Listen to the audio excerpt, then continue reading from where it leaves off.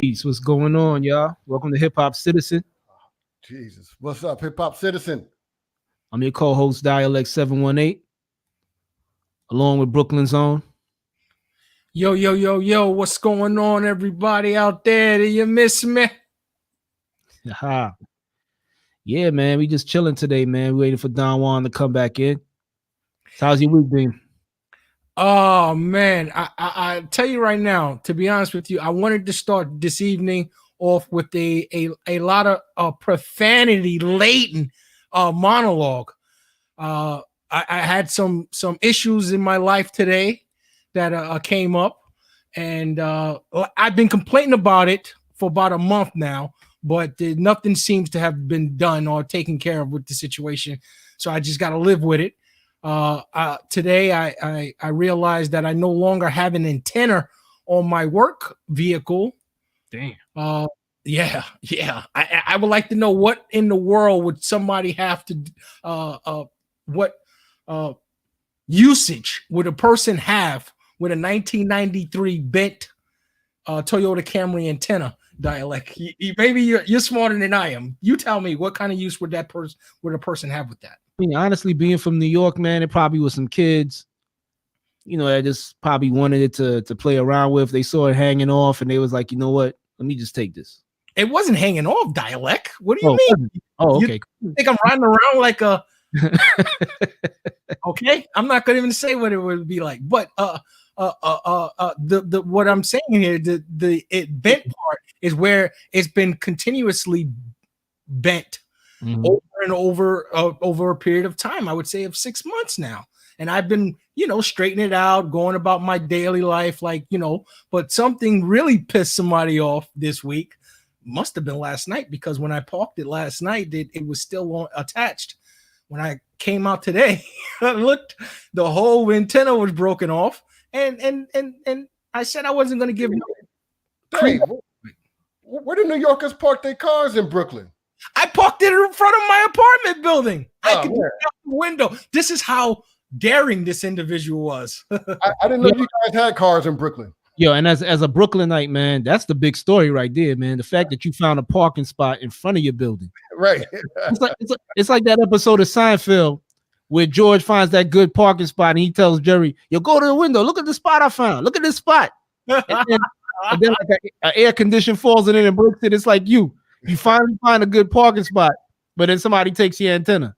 Yeah. Dialect with the key component tonight. Yes, that is a very good one. Yeah, no doubt about that. It's like New York, man. It's always a catch-22. Something good happens, you gotta be like, you know what? All the lights are green. My train came on time. I got to work like 5 minutes before 9 a.m. Today was a good day. Something's gonna happen that's gonna be bad.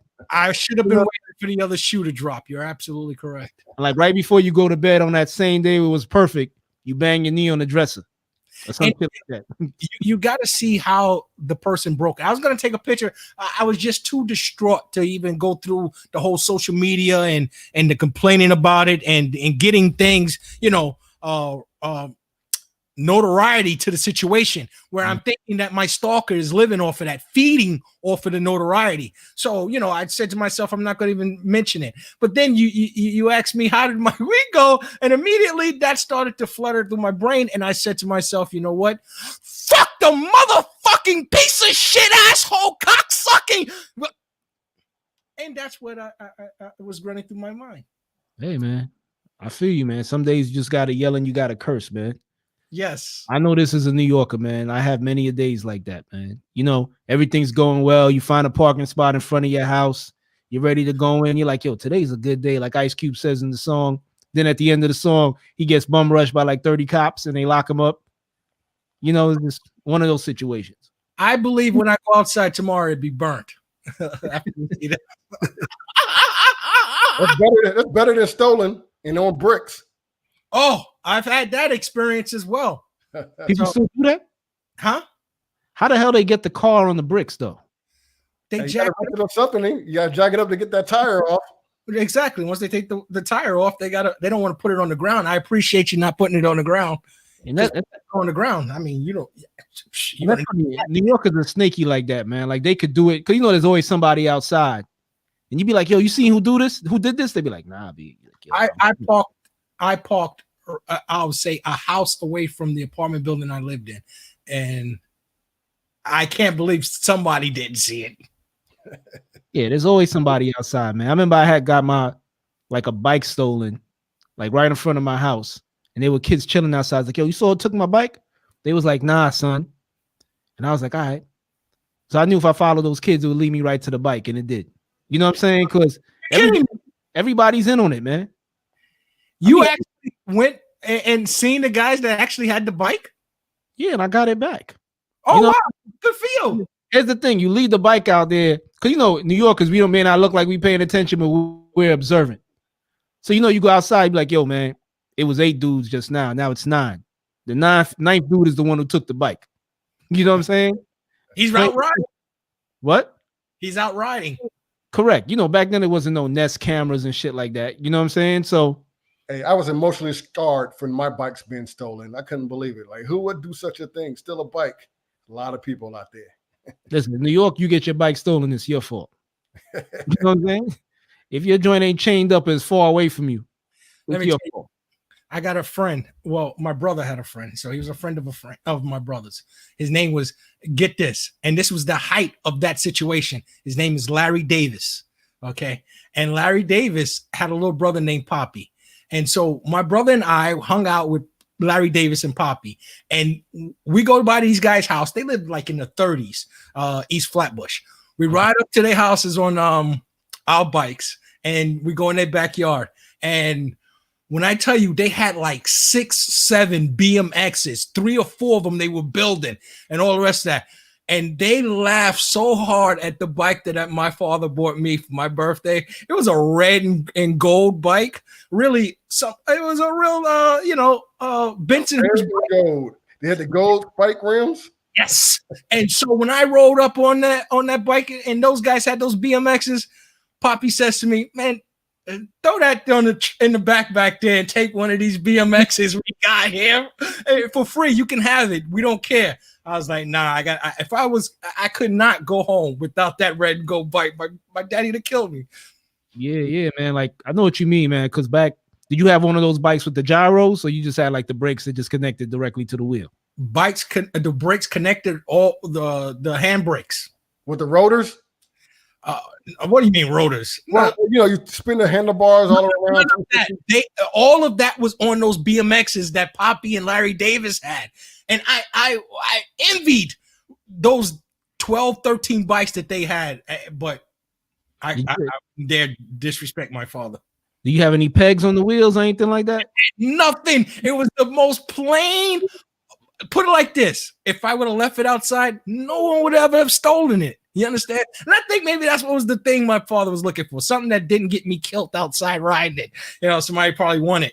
So it was the most blatant reject plain bike you could ever have. But the kids today, they don't know any better, Dave. They got the electric bikes. They just plug up to an electric outlet and they just motor along. And you want to know something? I don't want them in the street and I don't want them on the sidewalk. So where the hell can these people go? We have to designate streets for these motorized vehicles. Right. You remember back in the day, bikes, man, you didn't have no bike locks, man. You were the security system, man. You have to always keep an eye on your bike and make sure it didn't get stolen. There was no such things as bike. I mean, it was probably bike chains, but you look like a sucker if you came there with a chain and helmets. You know what I'm saying?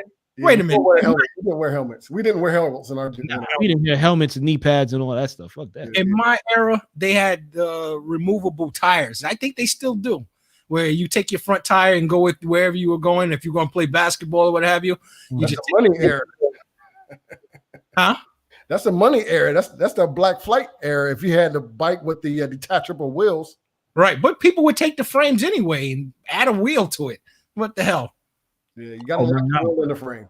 The minute I learned to fix a bike, man, I would go around the city just finding bike parts, making backup bikes. You know what I'm saying? You always find a frame in the trash area. Then I forgot. I don't know. Were you familiar with that bike store? I forgot where it was at, man. Was it on Flatbush Avenue? or was that on Nostrand? It was one close to like where you live. I remember we used to go there all the time, like get bike parts. It might be Nostrand. It might be Nostrand. Yeah. We like if you know we were missing a wheel, you go there and buy a wheel, and you just connect those two wheels, chain up, and you just have a little backup bike. Spray paint. Let me tell you, the ending of that story with Poppy, Larry Davis, my brother, and myself. We never did go out bike riding because they didn't want to ride with me with my red Go bike. Yeah, man. Listen, that's why you got to get a spray paint can, man, and just paint that shit. It wasn't the color that it wasn't a BMX. It wasn't a dyno. It wasn't a Oh, I know. What was the other Cannondale? It wasn't nothing like that. It was a bike that I got for my birthday when I was 6 years old. Here I am, 14 now, maybe 15. So that means it's 9 years old, and everybody else out there in East Flatbush that parents had big bread. They had BMXs, Cannondales, and dynos, and they didn't want to be embarrassed by me and whatever the name of that bicycle that I had.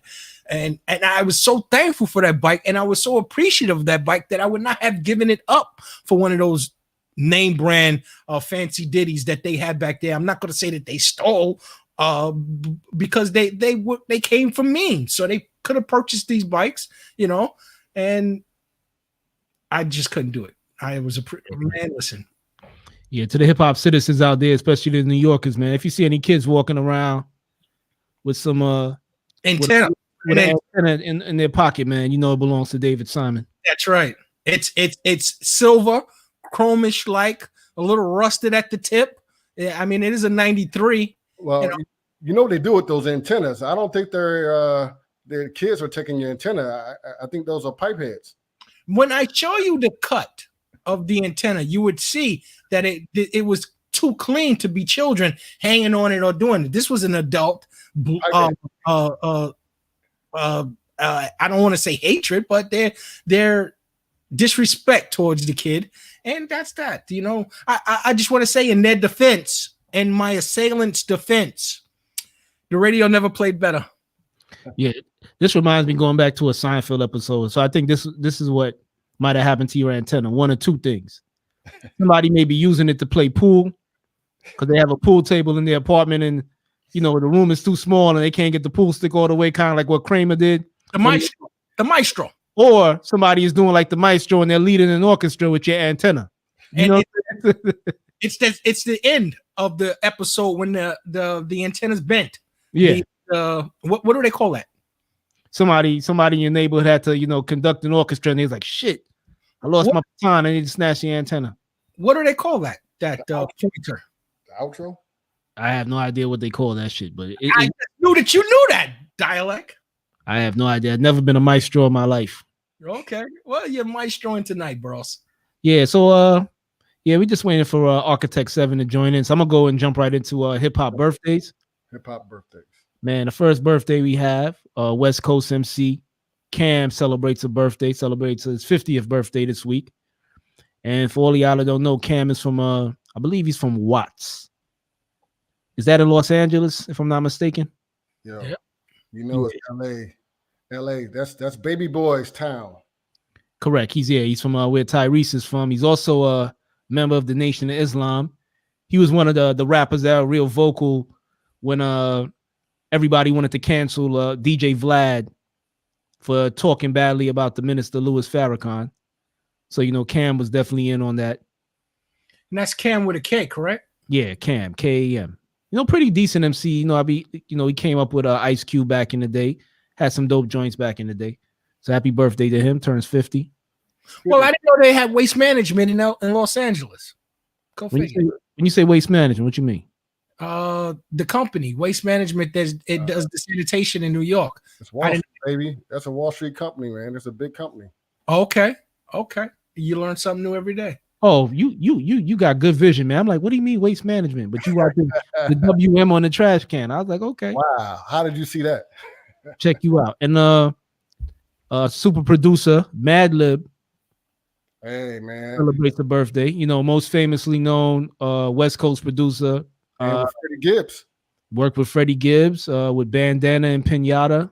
He also worked with MF Doom when they collaborated together and came up with the group Mad Villain.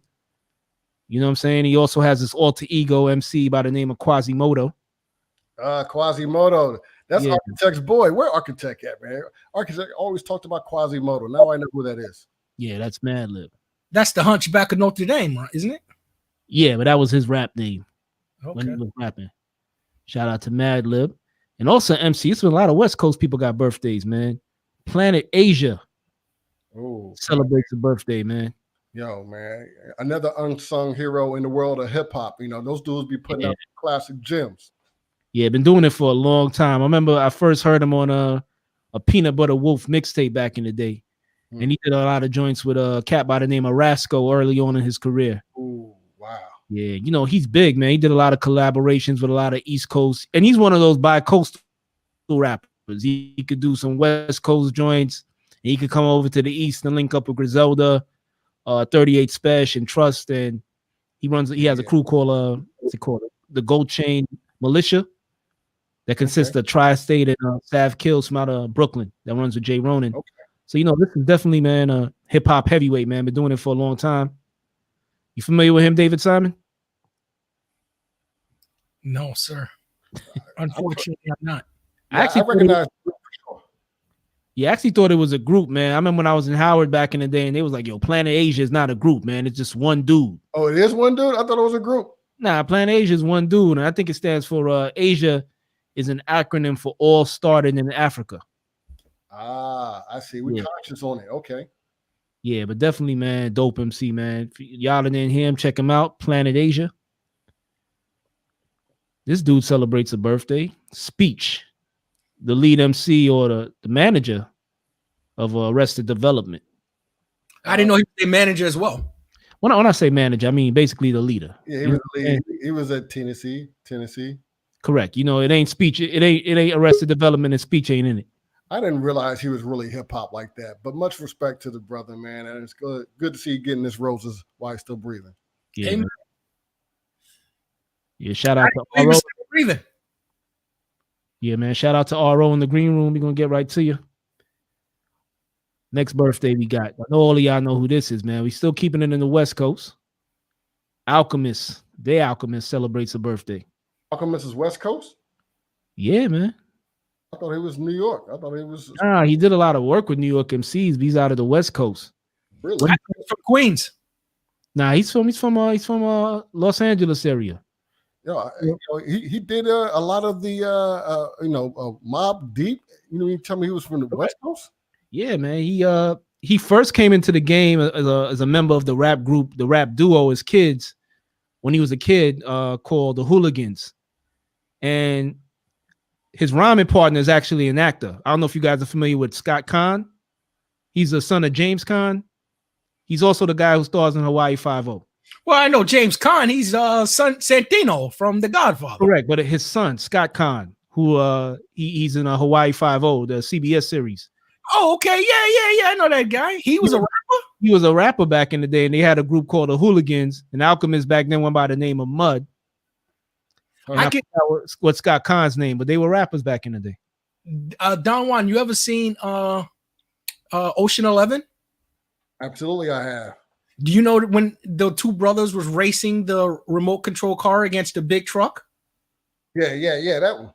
Scott Kane is the one that was driving the truck. Scott Conn or Kane? Scott Conn. Yeah, he was actually Alchemist's rhyming buddy, and he actually still rhymes. He had a verse on the Step Brothers album with Alchemist and Evidence. So he's also an MC. That makes sense then, because I see a lot of work with Evidence. I think Evidence is now based out of West Coast, right? Yeah, Evidence is from LA. Okay. From Dilated Peoples. Yeah. And Scott Conn, he came up with DJ Muggs from Cypress Hill. That was like his mentor. And then he worked with Dilated Peoples. He came out to the East Coast, did a lot of work with Mobb Deep, the Locks, a couple other groups. You're blowing my mind right now. What's that? You're blowing my mind right now. Oh, you didn't know all of this stuff? No, sir. You always thought he was East Coast? Alchemist, yes. And the whole Scott Conn thing. That's what's... Yeah, Scott Conn is, believe it or not, man, is a rapper. He's pretty decent too, man. The last joint he did with Evidence and the Alchemist, He was spitting on that. Nice. Yeah. But like I guess when your dad is James Caan, you know, if you're not as big as Eminem, you got to go into acting, man. That's where the easy money is, you know. No, it's the family business. Correct. That's true. Next birthday, Busy B. Yo, you know who that look like for real? Who? Little Wayne. in the future. Little Wayne. That's Tunchi. Tunchi when he gets older in 2 years. I didn't even know Busy B had a last name. It's actually Busy B Starsky. Starsky? I thought that was two different people. Yeah, Busy B. That's his name. His full name is Busy B Starsky. That's his rap name. That's his full name. What's his claim to fame? Claim to fame is battling Kumo D. That's right. No, claim to fame is losing to Kumo D. Okay. Yeah, happy birthday to Busy B. Next person celebrating a birthday, Schoolboy Q. Another new West Coast MC, I guess. You know, runs with Kendrick Lamar and what's that guy? Ab Soul. I consider New Wave West Coast. Yeah, new wave West Coast artist. From Brooklyn. I know David Simon knows who this is right here. That's Cass. Yeah, Casanova celebrates a birthday. Oh, that's it. Oh, I thought it was him at first, but you know what I'm saying? He looks young or something there. Yeah, it's as Tupac would say, fresh out on bail. Yeah, next birthday. I'm gonna try to rush through this. We got somebody in the green room. Fashion, a rapper from out of the West Coast, celebrates a birthday. Underground MC. Paris, from out of Oakland, celebrates a birthday. Y'all remember Paris, right? Back in the day, had to join Arrest the President. Oh yeah. No, guys don't sound too interested in that one. Yeah, well, yeah. I mean, I remember when he was working on it, and now we know where he at. And Dialect, how you did not correct me on that line? It's out on bail, fresh out of jail, California dreaming. I thought that's what you said. Oh no, that's not it. I said something totally different. Yeah, and the final birthday, Stally. He's actually MC signed to Rick Ross's Maybach Music. I see they're using the same beard cream. Yeah. Birthday. Man. Shout out to Twitch. The Twitch followers up in there. I can't believe you gave that ad some light. Word. So I'm gonna bring in our one of our guests from Feed the Culture. We got RO. Let me bring him in. You're What's going on, RO? Oh, what's the word? What's the word? What's the word? What's the word? FTC RO, everybody. Welcome to HipHopCitizen, baby. Yeah, you know what it is. Like this is like number 3. My third time on here. Hey Yeah, man. Never enough, man. Big shout out to Black. What up, Micah? What's up, Micah? Yo. So RO. Yo. We gotta talk, brother, man. You guys have been putting in a lot of work lately, man. You know, can we talk? What's up, man? What's going on out your way? Yeah, you know what I'm saying. You know, due to as people know, like, Apex Gang Worldwide, we feed the culture, y'all feed the vultures. That's the slogan. That's how we run it. We done came with a couple of things, as far as the multimedia side of things of Apex Worldwide. That's part of me with me and my brother Bolo the General. If y'all can remember that at the top of the year during the COVID thing, we did a thing out here called 10 for 10 for all, basically the local version, the versus series for local artists out here in Northern Virginia. And we came back around. We try to come back with another idea to keep it flowing. I mean, and we doing this with our other brother, Six Shooter. Because Bolo and Six, they out there handling their business. They out there making their moves to make sure that this Feed the Culture is still getting fed. You know what I'm saying? So there you go. That's why they could be in attendance tonight. But yeah, we got Feed the Culture, man. It's basically our online podcast of what we basically just shooting this shit, basically. You know what I'm saying? Because everybody gets this thing with these podcasts or these segments of what people are doing on these streams and everything like that. And some of them have a good organic feel, some of them don't.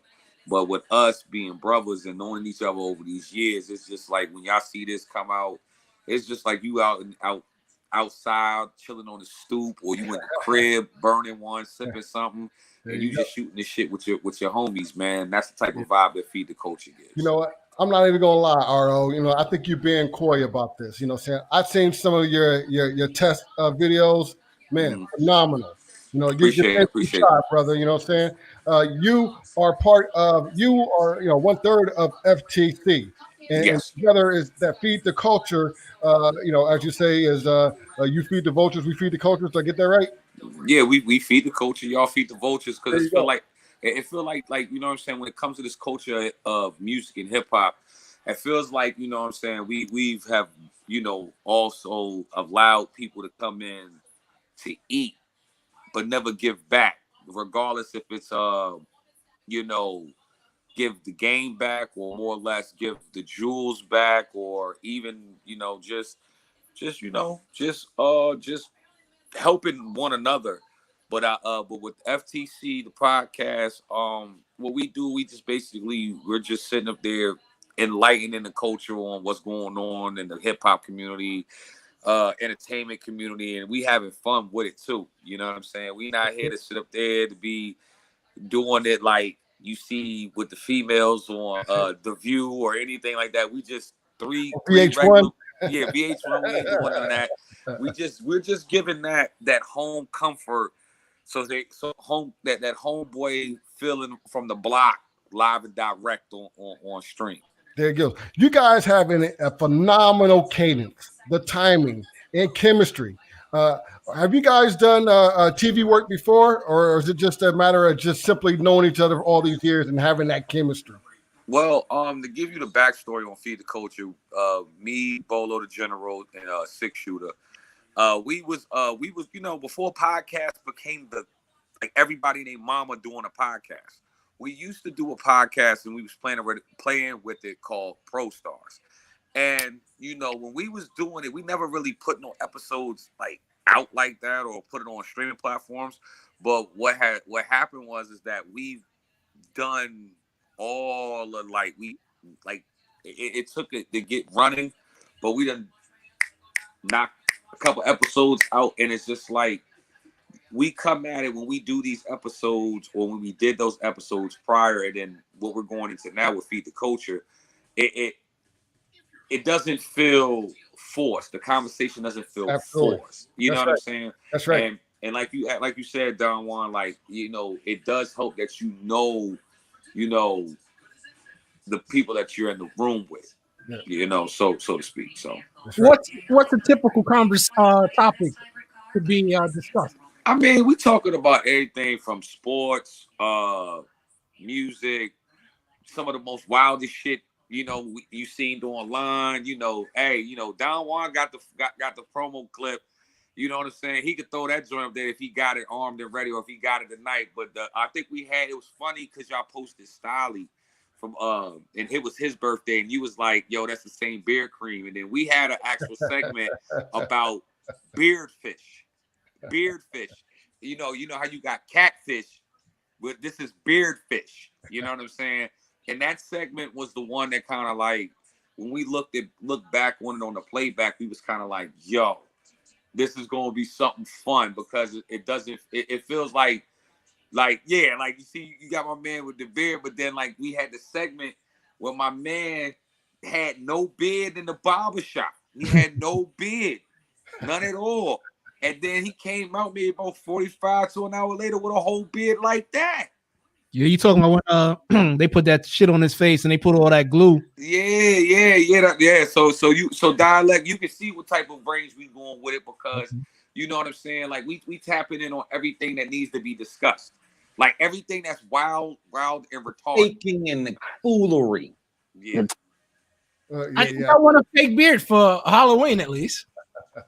Not this type of beard, because the amount of, like, first of all, shout out to that barber that did that. I don't know if he had an A+ in arts and crafts in school or something, but he put that thing together.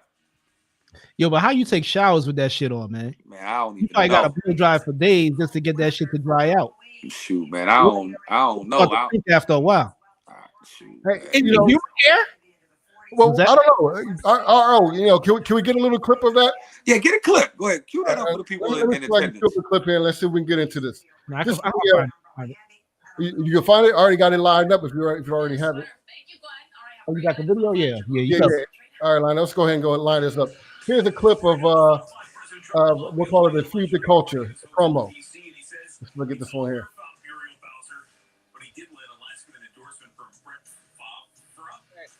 Faking and foolery and capping. Ain't gonna get you nowhere. On social media. But speaking of like the faking and the foolery. The tomfoolery. Now I've been seeing. You got some new tomfooleries for me? Yes, I've been seeing. Shout out to all my my people that do cosmetology, barbers, hairdressers. Estheticians out. Yeah, I think I got it right. Yeah. All of them. Yeah. But this beard fish shit is Wait. Hold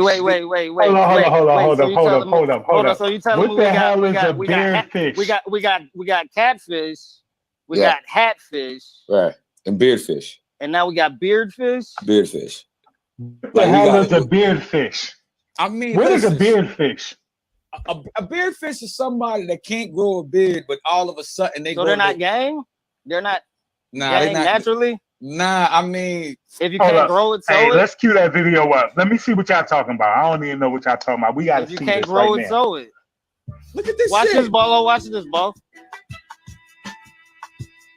What the fuck? This nigga's getting an implant of a fucking beard. The Rick Ross joint, though. Yo, stop giving it away. Just let it ride. No, that's that Bolo joint. So you giving away your secret, Tom?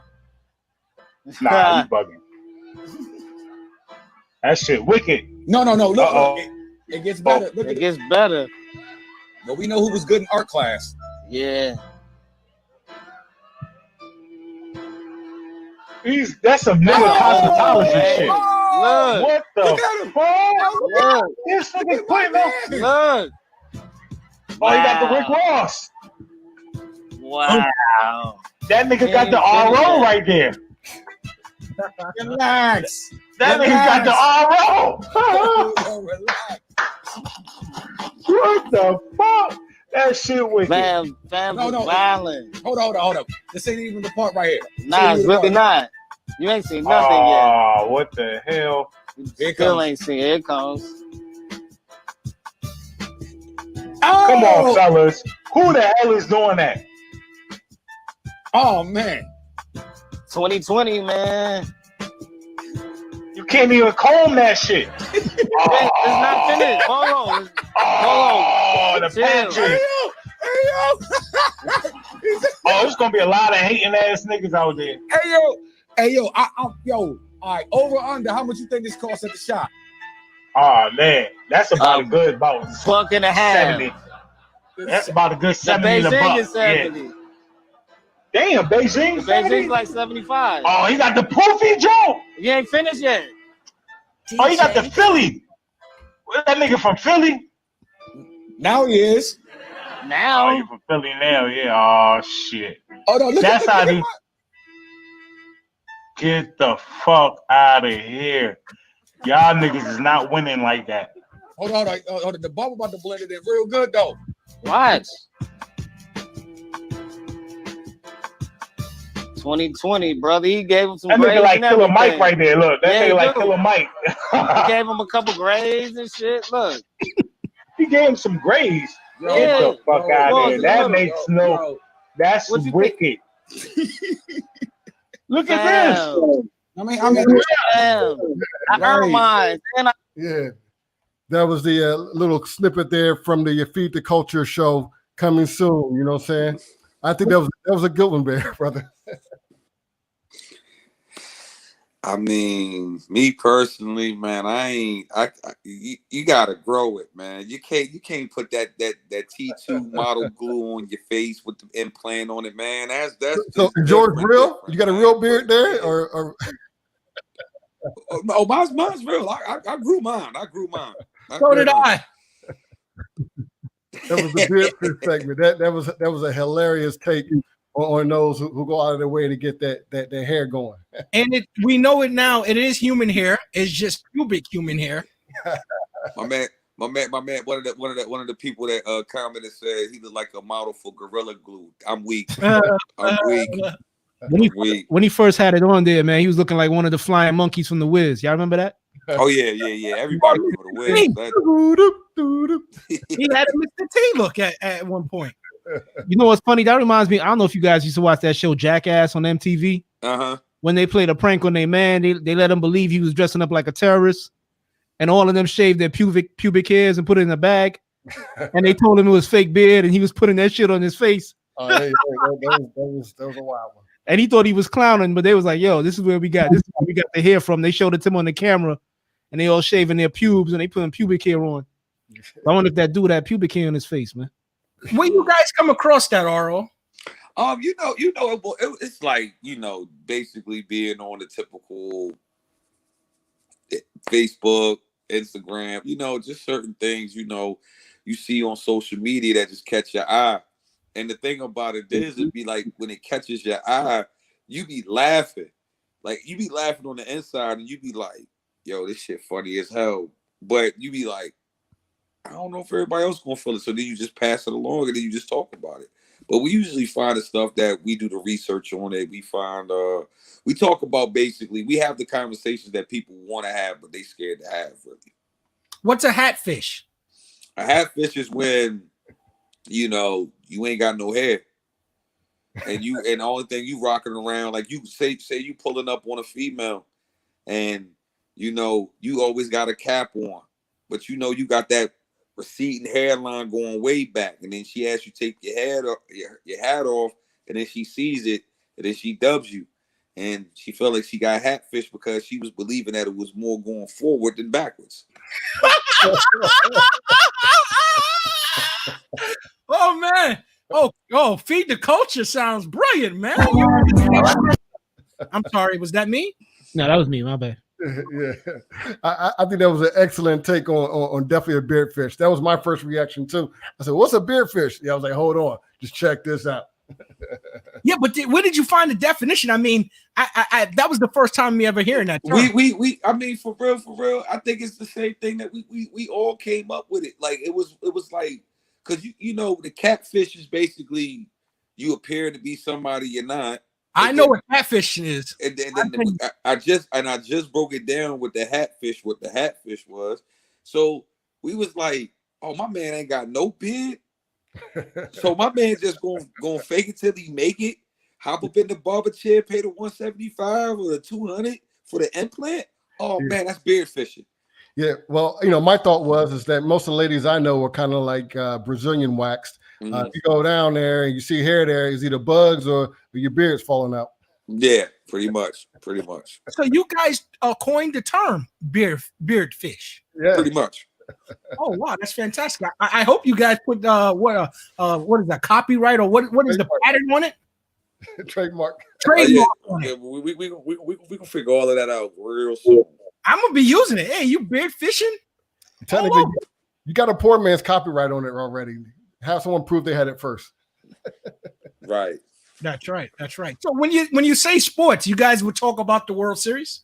Yeah, we'll talk about the World Series. We'll talk about like all sports. You know what I'm saying? Sports that, and I'm not gonna be I don't think we're gonna be talking about NASCAR all the time or NHL. You know what I'm saying? But I think we're gonna just basically talk about the sports that's predominantly for our culture. Like the basketball, the football, baseball, basket weaving. Nah, we're not gonna talk about underwater polo or synchronized swimming or none of that. But we're just gonna talk about what really matters and what's going on. Like I know, like the hot topic right now was like, how LeBron got his 4th ring, and is he the GOAT? Isn't he the GOAT? Or how the Dodgers finally got that World Series out the way from '88. You know what I'm saying? So, So what would be your opinion on the third baseman of the Dodgers, Justin Hunter, who was diagnosed with COVID in the middle of Game 6 of the World Series? His manager takes him out, removes him from the game, sends him back into the quarantine, I guess. And after the Dodgers win the title, he comes back onto the field with the COVID positive test and taking his mask off, not wearing a mask or anything like that, no gloves, and he's in a herd and amongst his teammates, exposing them. What you guys think of that? I mean, my take on that is that, first of all, shout out to everybody that's, dealing with the COVID in their own personal way. You know what I'm saying? I done had a couple close people to me have COVID, you know what I'm saying? And that, took a couple people out, you know what I'm saying? That, like, not out of their life, but just knocked them back down to reality that this thing ain't a joke. It doesn't matter the circumstance or what is going on. You still have to take the proper safety precaution of who you're around. I don't give a care if I just won the NBA championship and the people that gave me 15 mil up front of my face. If I got COVID, you can give me that when I'm by myself. RO, are you single? Just not asking. Yeah. I mean, yeah. In this game, you gotta be. I was going to ask you, how do you get some in COVID? How do you trust it? I mean, shoot. I don't even know, man. That's. I just want to know. I mean, I feel like this is like this. I mean, I don't think like. Hold on. On the spot. No, I ain't even on the spot because I'm trying to word it the way like it's funny because it's like you're candid. I mean, you talked about it. They asked you on the demo if you had a problem talking about your romance. You said absolutely no problem. Oh no, I didn't know, but not at all. Because I'm just saying, like, you can't get it. I mean, what the fuck am I gonna do? Like, he hitting it face to face with a mask on. And listen, an unprotected handshake can get you killed in 2020. Yeah, definitely can. Like now I ain't gonna lie. Now, shoot, if I'm gonna go ahead and put a mask on, I might as well put a whole mask and then videotape it and send it to one of them sites, but can get a check off of it if we're gonna do the mask thing. You think your performance is worthy of a check? Yes. Okay, fair enough. Hey, if she doesn't, let me ask you a question. If she doesn't wear a mask, does that mean you can go raw? See, man, now you making me think. No. Don't answer that. No. I'm gonna keep it 100. I just wanted to put you on the spot. No. I'm gonna keep it 100 though. All jokes, son. Shoot, I ain't. I'm single. I'm trying to get this paper. You know what I'm saying? I was always taught if I ain't gonna go on that drink raw if I don't think you can. You know what I'm saying? It's a lot of mental on that though. Why would I go on it raw? Like at the end of the day, if I know you ain't gonna be the end all, you feel me?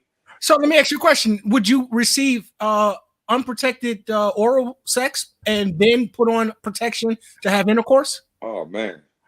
I think I heard about something like that. I don't know. I'm gonna throw you a lifeline, RO. No. I'm gonna keep it all the way 1,000 though, because I think somebody posted that on Facebook and said that joint, and I was kind of laughing about that one. I was kind of laughing about that one, Joe, because it kind of had me stuck for a minute. Like, hold up, like. That person's kind of right though, like it's kind of backwards. But I was gonna bring it back to the music though. Not to change the subject. One more. How much would you think your performance would deserve?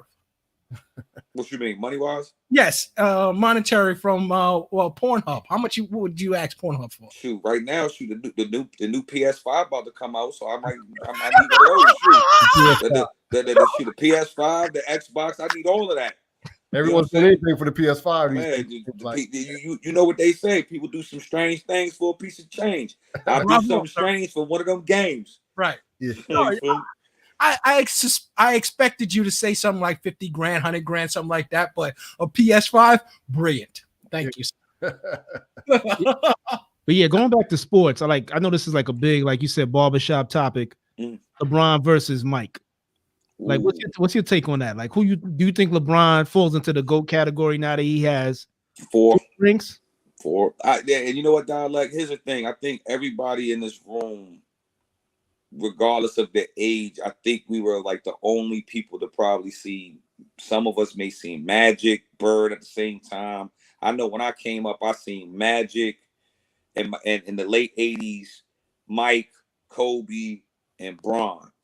And the thing about it is that, I think as far as it goes with LeBron, I think we have always subconsciously to try to find if there's anybody that's going to be better than Michael Jordan. Now we take Kobe for, God rest his soul, but we don't really put Kobe in that conversation because he's really a mimic of Jordan. He admits it, and he said it in the Last Dance documentary that his game is Mike's, so we cancel him out. I think that for him to go to 3 different teams and 3 different, type of spurts, to win 4 championships, I think that's a great feat due to what it is going on now, especially with this ring. It's a meaningful ring because you're playing through some real circumstances and conditions with health involved. But I think that everybody's going to knock LeBron from Jordan is that you're 4-9 and Jordan is 6-0. Correct. But if we're going off of rings, you will say Jordan is the better competitor. But also keep in mind that Robert Horry has more rings than Jordan. Bill Russell has more rings than Jordan. You know what I'm saying? Kareem Abdul Russell has MVPs. Robert Horry doesn't have an MVP. But he was a role player. Every championship he won, he was a role player. Is okay. He is no GOAT talk. Right. Probably got 4 rings too, but he was a role player. Right. No, as a coach too, he probably has more rings than LeBron too. Right. But this is what. But I'm just saying that to say this because when people determine GOATs, they'll always use the ring count. Like, don't get it twisted. And when it comes to football, I feel that I think when it comes to that GOAT talk, like Tom Brady is the GOAT, six rings. But you can make a debate depending on who it is that people will say, I feel like Peyton Manning is the GOAT. I feel like Joe Montana the GOAT. But to answer the question and not jump around dialect, I'm gonna say this. If at the end of when LeBron James retired, he is going to be the NBA all-time leading scorer, probably with 5 rings. But that okay, and this is what I handicap that with. I have a strong problem with that. LeBron never went to college. The person that owns that record now went 4 years to college and then came in the league and dominated with the sky hook. Kareem Abdul-Jabbar. Mike went to college for 3 years. The guys that are ahead of LeBron all did college. If LeBron was to take 4 years off and then come back and achieve that feat, then I would applaud him. But until he gives me 4 years away from the game of the NBA, he still be a subpar GOAT, in my opinion. Why, I'm not to cut you off, but why I would put Jordan over LeBron is because when you watch The Last Dance, Jordan never complained. I mean, his complaints were more about himself. Like you said, he had to get more physical, whereas LeBron was on TV saying he need more help. He had to join Miami Heat with 2 other All-Stars. You know what I'm saying? Jordan just did Jordan. He didn't worry about all that, you know what I'm saying, all that other shit. He just worried about himself being the best player he could possibly be. He lost his dad. He retired from the game, came back, lost to Orlando, then went back and won 3 more. You know what I'm saying? That's a level of greatness like you can't describe. Then when he came back with the Wizards, the man had 2 jobs.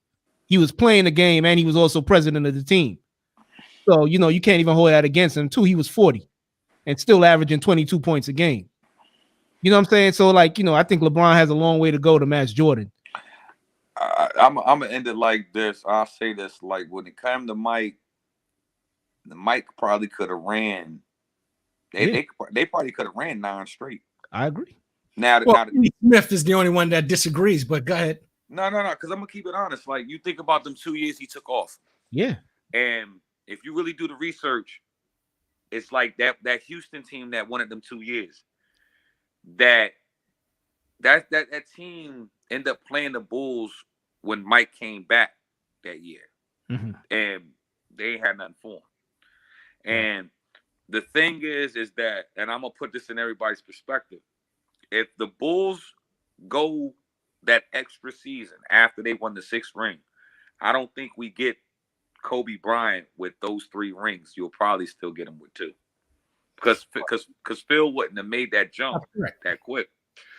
But as everybody say it right now, it's really when you talk about the greatest player of all time in basketball is Michael Jeffrey Jordan, but Ramon James ain't far behind him though. I didn't even know that was his name, Ramon. You did your research right there, man. Yeah. Yeah. That's another reason to hate him. His name is Ramon. Ramon, yeah. Keep that to yourself right there. What makes Kobe great? Unfortunately, he too were on two different teams, and he was on the Charlotte Hornets prior to being traded to the Lakers. But that's what makes Kobe great. He stayed on one team, and he lived and died with the Lakers. Yeah. LeBron James has been a hired gun, a hired player for the last 10, 12 years now, seasons. And it's unfortunately it damaged his legacy in my eyes because he went to 10 straight finals, but that's because he jumped on 3 different, teams to do so. And that's that. But see, and I like the comment. Shout out to John. Yeah, because he just made a comment, LeBron was pushed to be great. Jordan was born to be great. Now, let me break it down to you with LeBron. Like, people got to understand when he did that Miami team, the goal was for him. Like, y'all don't understand when he had to build Miami, that Miami team had to be built to beat Boston. That team, like Boston was terrorizing everybody in the East. Mm-hmm. So Boston, like, they stopped poor little Chris Bosh in Toronto. They was getting smacked around. Dwayne Wade by himself in Miami was getting smacked around. And we know LeBron was getting smacked around. So let's form the Super Friends. They got them out the way. Yeah, but Miami won a title before LeBron got there. Correct. They did. Right. But my question is, you had to have like a Shaq. What was it? A Shaq 2 years removed. Mm-hmm. Like 2 years removed from the last NBA Finals, because I want to say Shaq's last NBA Finals was when he was with the as a Lakers when they lost to Detroit 4-1. Yeah, then the next season, that's when he gets traded to Miami, mm-hmm. and they go to the Eastern Conference Finals. Now that Detroit team, scary on paper, great team, one of the great teams of all time, but then the next year they come back and then. Shaq Shaq still being Shaq. You know what I'm saying? He was Shaquille. He wasn't Shaq. He was Shaquille O'Neal, not Shaq. So Dwayne Wade took that. And to bounce back when you said with Kobe, like Kobe, people don't remember them 04, those free agent rumors, how Kobe wanted to go to Chicago. He wanted to play for the Bulls. You know what I'm saying? The reason why he didn't go to the Bulls because they didn't trade. If Luol Deng would have got traded because Kobe wanted to play with Luol Deng. And Kobe said, look, I'm not going to Chicago if you trade Luol Deng. You know what I'm saying? So it's a lot. Like Kobe wanted to leave, but, I think it was more for his legacy to stay there. And I think like with Kobe, when I looked at his game, I understood where Mike's competitive nature is. I think, honestly, truthfully, that Kobe has a bigger competitive nature than Michael Jordan when it comes to that basketball thing. Yeah. He had Jordan's shadow to overachieve. Yeah, and don't nobody want that. That's just like that's like if like with Mike Tyson, the story with Mike Tyson, his idol was who? Ali. Ali considered himself the GOAT. So you got to think that pressure, what you got going on, There you go. Yeah, but boxing is tremendously different than the NBA sport because boxing is one man. You when you say that person's the GOAT, it's been proven by its record. Except sometimes I can argue that Tyson was sort of a paper champion, just like I call LeBron James a paper champion. Who Mike Ford wasn't nowhere near the caliber of competition that Ali had to go against. I mean, Foreman, Liston,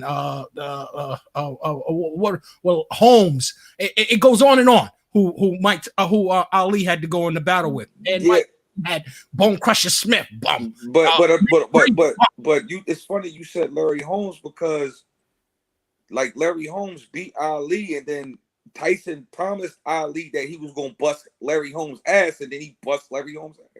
Well, Larry Holmes was he was in a senior citizen home when Mike Tyson went to fight him.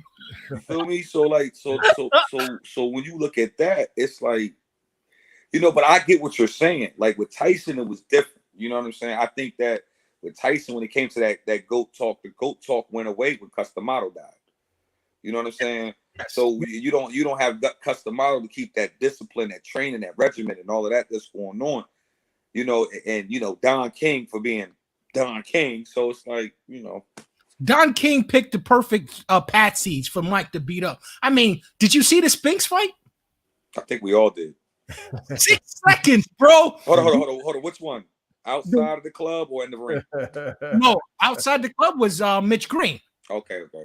Yeah, Mitch Green outside of Dapper Dan's up in Harlem. Yeah, but Spinks walked in the ring, bell rung.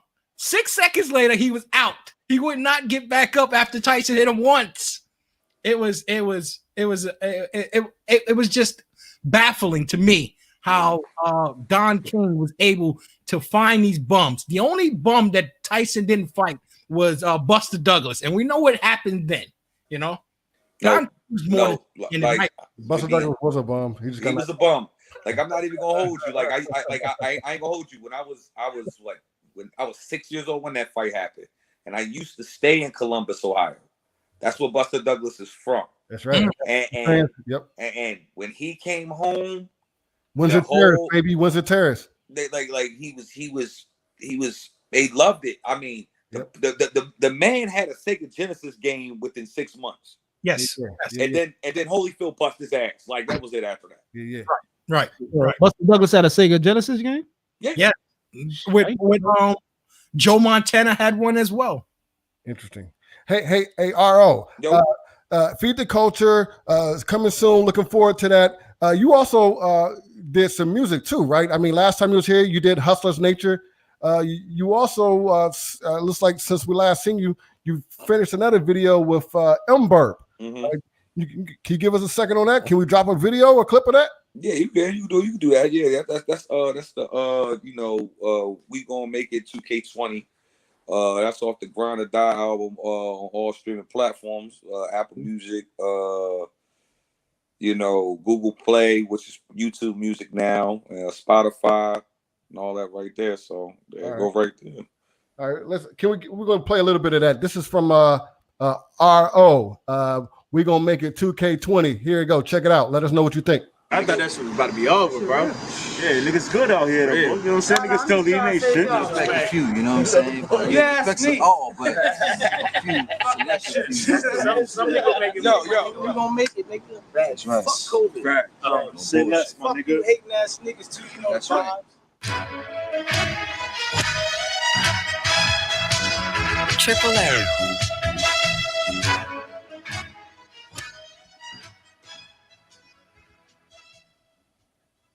I changed with the game, but I ain't changed, my nigga.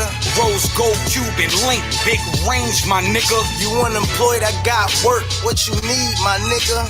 Masked up, hoodie low, let it bang, my nigga. Strategize to execute. The only plan was get the loot. We made 100 in the suite. We was ducking them black suits. They on my moves. The sauce ain't for sale. Go get some ragu. Shorty official, she a rider. She wore a mask too. You can play around, we can blast through. Niggas just wanna charge their game, but them statements passed through. I don't give a fuck what your team wants. Niggas went from a chief to one of the dogs like Kareem Hunt. You was top boy, now you free lunch. She gave the top boy for free to us. We moved the boy to the safest stuff. Ask my head, I got the safest stuff. No cut, you ain't cut from the cloth I came from. Let it pop, then we raise son. Y'all treat y'all day 28s better than day ones. Cut the table, no spades, son. Old school, fresh, Nike SBs, nigga with the raid guns. Finesse shorty, I made her empty a trust fund. We was OT out in Cali, I made a cookie run.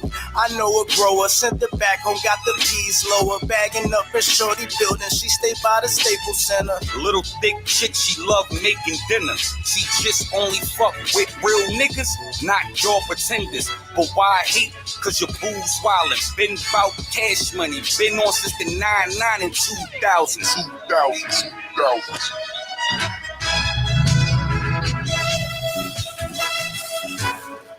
Yeah.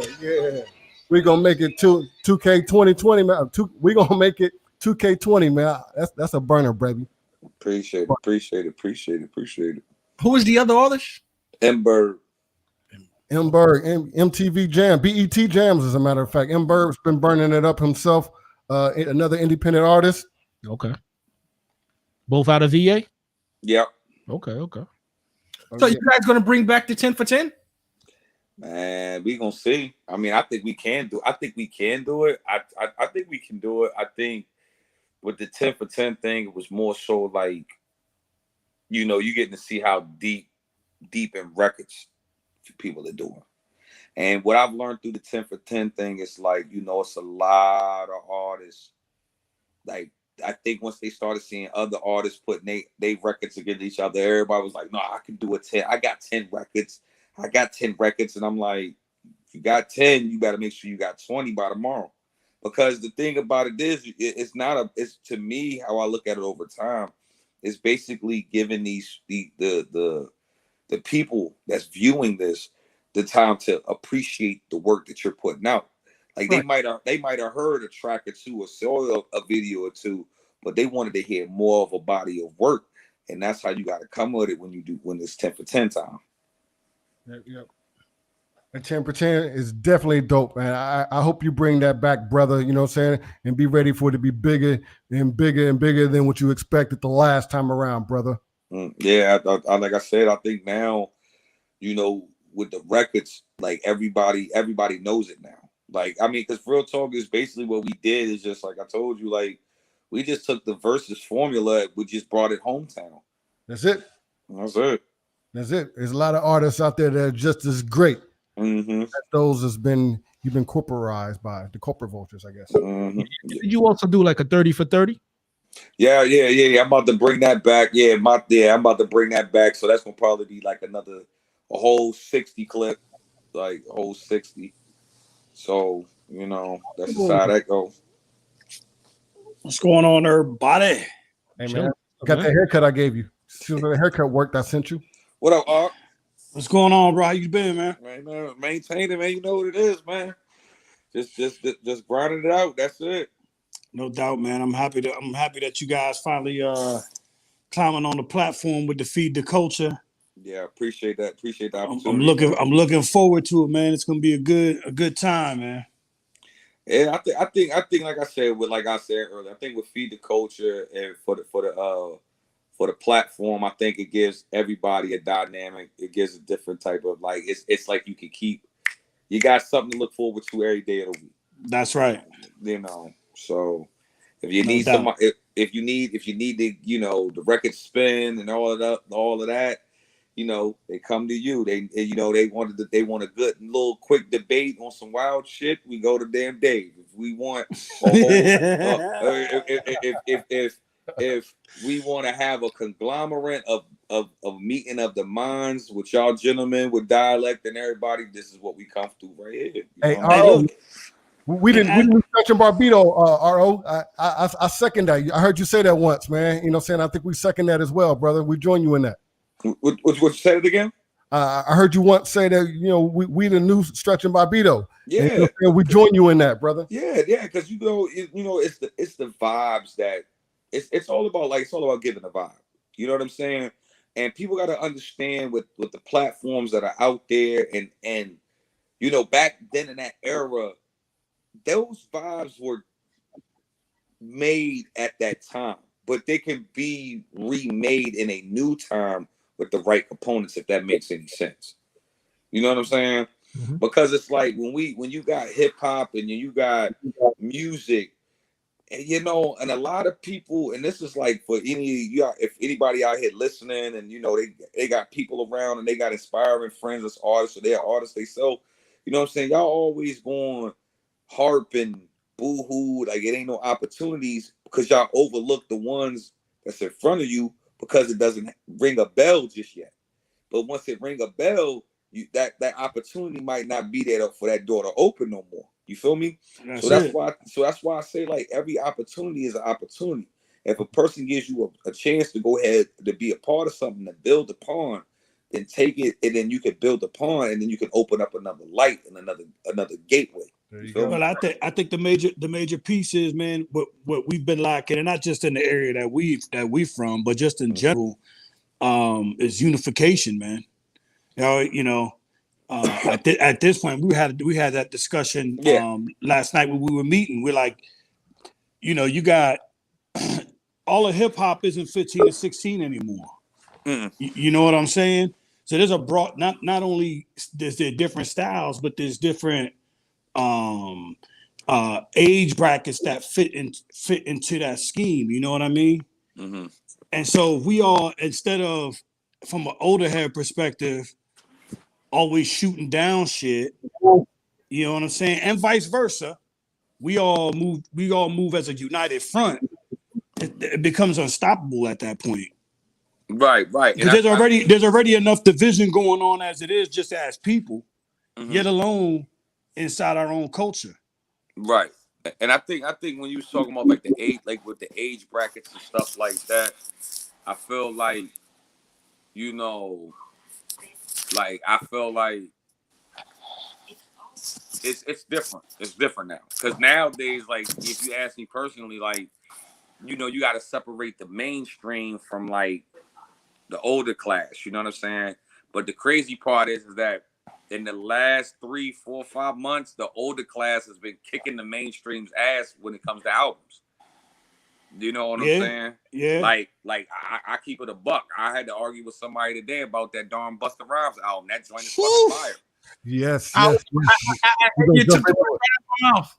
Hey man, we might as well just jump into that, man. You know what I'm saying? I don't know. I see Scooter just joined us. You know what I'm saying? We got 2/3 of Feed the Culture here. Our guest. How you doing? I'm sorry for the delay, brothers. I'm sorry for the delay. You know what I'm saying? We just on time talking about the new Busta album. I think now just as a good time as any to bring it all in. That Busta Rhymes album is crazy. Crazy. Do we have a favorites, or we just saying a solid album altogether, man? Not a whole album is the whole album is off the from hook. top to bottom is crazy. Well, that's it. My main joint is True Indeed. True Indeed. I think that. Oh yes, that he used with the celebrities is like a throwback to the 90s when they were really putting money in the albums and they were paying for the celebrity features. Chris Rock, Minister Farrakhan. Rakim. He's on my list of Busta's on my list of underrated MCs of all time in the game. So last week, before we get to Rhapsody, let me say Rhapsody was dope. Rhapsody was also dope on the joint. Lyrics of the year, Rhapsody was on the album. But yeah, let's talk about that. Hold on, a couple weeks ago, Shooter, it was Juan that said Busta Rhymes was overrated. Yeah, we had a top overrated. 5. Overrated. Yeah, we had a top 5 overrated, and I put Busta on my top 5 overrated before he dropped this album. All right, but still, how's he overrated though? Well, what makes him overrated to you? So I don't know, darling. I didn't cue it up, bro. I didn't cue it up. But what makes him overrated to you? But my theory back then, my supposition back then was based on the premonition that Busta went through a phase where he was doing this like rapid freestyle, minute. And to me, I thought that he lost me with that. I was an original Busta fan in the 90s. I mean, like I told the crew, I bought their albums, man. I mean, bought his albums and everything, but he kind of lost me with his last two. And we talked about Diligence, and that was an album that just kind of went over my head. I didn't even know about Diligence. Shit, and I bullshit you not. The joint that DJ Scratch produced for him, I bullshit you not, was like the mixtape that came right before Back on My Bullshit. Yeah, Back on My Bullshit was a classic. Man, come on, Juanito. Hey, listen, but I'll tell you what, though. Definitely, I mean, is it too early to talk about the best albums of the year? I mean, can we agree that Busta's in everybody's top 5 of the year? I mean, a lot of Griselda joints have been dropped. You know what I'm saying? I don't know if I would put it in my 5. I think my 5 is already... of the year? 2020? I think my 5 is already locked. Oh, really? Who you got hotter than Busta's album in 2020? I know they all Griselda locked, but they all Griselda tight? Little Baby, my turn. Oh, shit. Man, pull that Brooklyn card. Nah, Little Baby deserve to be on that list. But, Little Baby, you too? Yeah. They got you too? Oh man, I don't have to be a 100% fan of his music to know that he deserves to be on that list, but it's not better than Alfredo. Well, Alfredo hard. It's not better than Alfredo hard. Alfredo? Yeah. It's not better than Freddie Gibbs. Hold up, shooter. We said this last night, right? Yeah, we were speaking about this. I say my 5 hardest albums of this year. I say, Lil Baby joint is in there for the mainstream. Yeah. Definitely Burden of Proof. That one. Yeah, I think we threw Conway on the list for Conway for the person in the comments. Nas joint was okay, but I don't think that's top 5. That's not top 5. But I'm gonna say this though. Ransom's Director's Cut 3. Hey, listen, Ransom been putting shit down. Heads sleep. I'm telling you. Cut 3 is on the list. I think between Bert like with Burden of Proof, Benny been spitting. We get that all day. Benny been spitting. Yeah. But what everybody's going crazy for is the production because it's not the typical Griselda sound. So that elevates it a couple of notches. But I'm telling people, that Ransom Director's Cut 3 might be my favorite album of 2020. Oh, yo. That's Ransom. I got what about Director's Cut 2? Director's Cut 2 5, but 3 is different. Part 3 is the best of the trilogy. Okay. But is Hit Boy the producer of the year? Yeah. Yeah, you got to give it to him. Like hands you gotta down, give right? it to him. You got to give it to him. In my opinion. With the Benny, he got Benny and Nas within the last 2 months. And I think that Benny joint that he did is justified. Benny what he did is better than what he did for Nas. We're just saying Nas is great because it's a better Nas album than the last Nas album he gave us. A lot of cats are circling back now saying, oh shit, maybe we need to look at Nas album again based on the way this Benny joint went. Yeah, you're right. Yeah, what about that J Electronica album, the one that was just secretly released? The second one, right? Yeah, I'll put that shit up there, man. I haven't got a chance to sit down. Yo, that shit is art. Yeah, that shit is straight dope, art. When I get my lyrical smirical mode, I'll listen to it. Yo, but you know what? It's not even. I heard this is the album that he should have put out instead of the album he put out with Jay though. Yeah. How about for real? This album from my main man Pop Smoke. I'll be honest with you. I never got into any Pop Smoke. I ain't gonna hold you. I heard his music after he passed. I think. God rest his soul. I think if that album would have came listen, if that same album drops while he's alive, it's over. It's over. It's kind of back to your point, man. That and I'll say I'm a little guilty of it from a fan perspective, but it's similar to what you just said a little earlier about have those opportunities being in front of you. So I kind of look at the music the same way, right? There's this opportunity to listen to all this music, right? But based off of maybe like a first scenario, for instance, like Griselda, it wasn't but for the last 4 projects for me that I was like, okay, I see where we at. But like the early stuff, it was hard for me to catch because it wasn't no drums. Me and my partner were on them in the beginning. Like I'm gonna tell you right now, when it was something about them. I was like. When Big Sean had a nice one, Freddie Gibbs had a nice one. And Roddy Rich. I like the Roddy Rich. Son in the comment, the Roddy Rich album. Yeah, Roddy Rich joint was fire. That joint was fire. But see what people gotta understand with Freddie Gibbs, for Freddie Gibbs to put out Alfredo after he put out Bandana. But Joe, he surprises me with the producers he works with. That's what I like about him. But you knew you knew it was a matter of time. You just did Pinata years before with Madlib, right? Yeah. Then everybody talked about that. You doubled back and then you did Bandana, right? Him and Mad Lib is almost perfection. So shit, you Mad Lib is crazy anyways. And then add Freddie. So you already conquered that beast. So who's left in that lane? Uncle Al. It's crazy, bro. And see, I think honestly, you like the way Alchemist did that album. I say you give that type of production to Conway, it's over. I'm anxious to see what they're gonna do, how they develop, because the young boy that Benny put on, J.R. Payne. J.R. Payne is nice. AKA Rain Man. Yeah, Rain Man is nice. Yeah, you did your homework, man. You remember him from back on them MTV freestyle battles? Yeah, Direct Effect. Yeah, making the band too. He was on the first making the band. Yeah. But sheesh, that dude.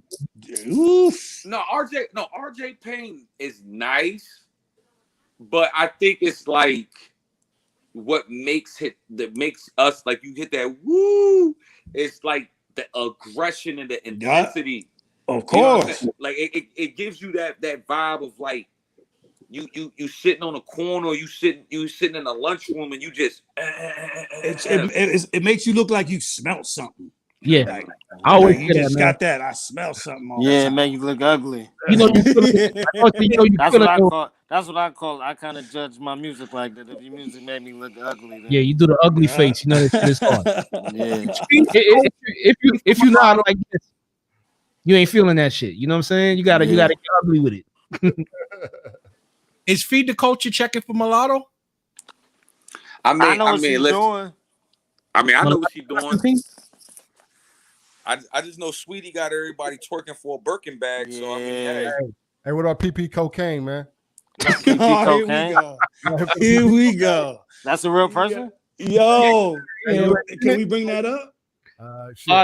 Yeah, I'll pull it up, man. We're gonna get flagged on this one, brother, man. You know what I'm saying? I think. I hope we don't get flagged for this one, but let's burn it, man. You know what I'm saying? You got to bring that shit up. I can't wait to see the expressions, because I was like, yo, this is real. It's one of the shits I watch with the mute button on. If you thought that WAP, you know what I'm saying, was that type of album of the year, you know what I'm saying? Wait till you see. And by the way, did you know PP Cocaine? She's inspired by Rico Nasty.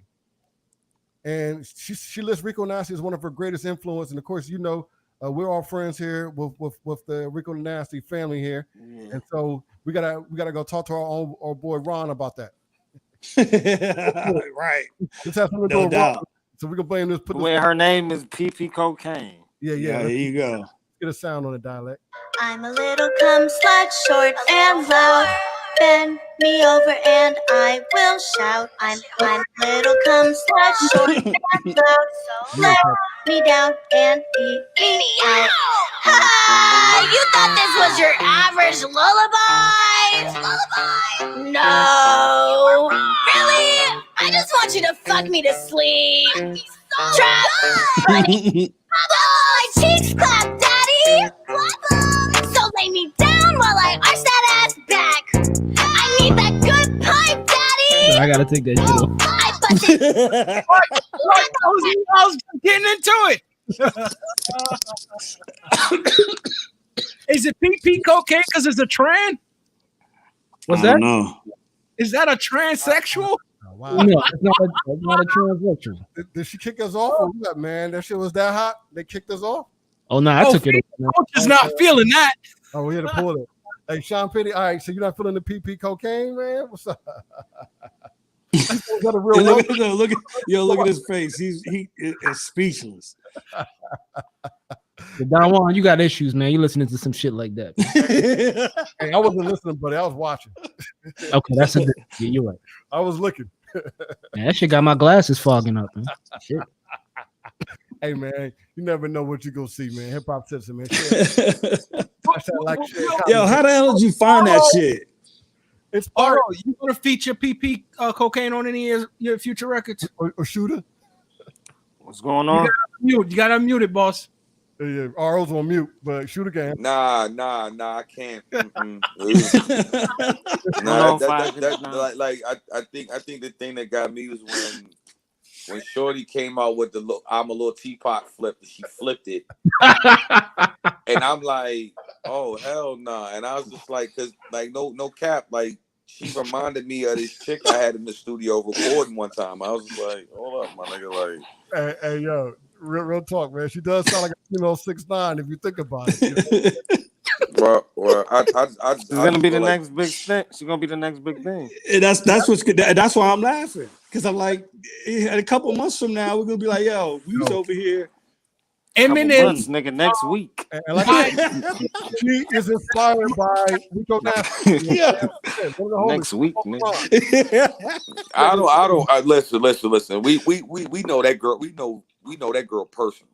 Yeah. There is no way in hell that girl should be is inspired by her. No, turn that off. Nah, exactly, bro. That's what's wrong with the game. I gotta get Ron on here. I gotta talk to Ron about that. You know what I'm saying? Because Ron's, you know what I'm saying? I doubt that directly Rico Nasty, but she just said that was her music. She just naming names. Yeah, name drop. That's all. She just naming names. Hey man, that shit is fucking They are not terrible. the same. They're not the same person. She just At naming all, names. not even close. How long Like, is you're supposed to see the influence in somebody when they say. He says, is this a Lizzo mixtape or something? Oh man, it was like the beginning of one, and then it went off the cliff. Yeah, that shit sound like Cardi B mixed with like Rugrats from Nickelodeon or something. That's the flow she was trying to go for, but it wasn't working. She had the good visuals though. The visuals was popping. But yeah, what you saying, Dave? Like how long is the Feed the Culture joint? Yeah, how long is an average Feed the Culture podcast? I think it might be a good 45 minutes. About 45 minutes. An hour. Yeah. So, okay. We've gotten into it before, like not gotten to it arguing wise, but like 45 minutes, about an hour, the longest.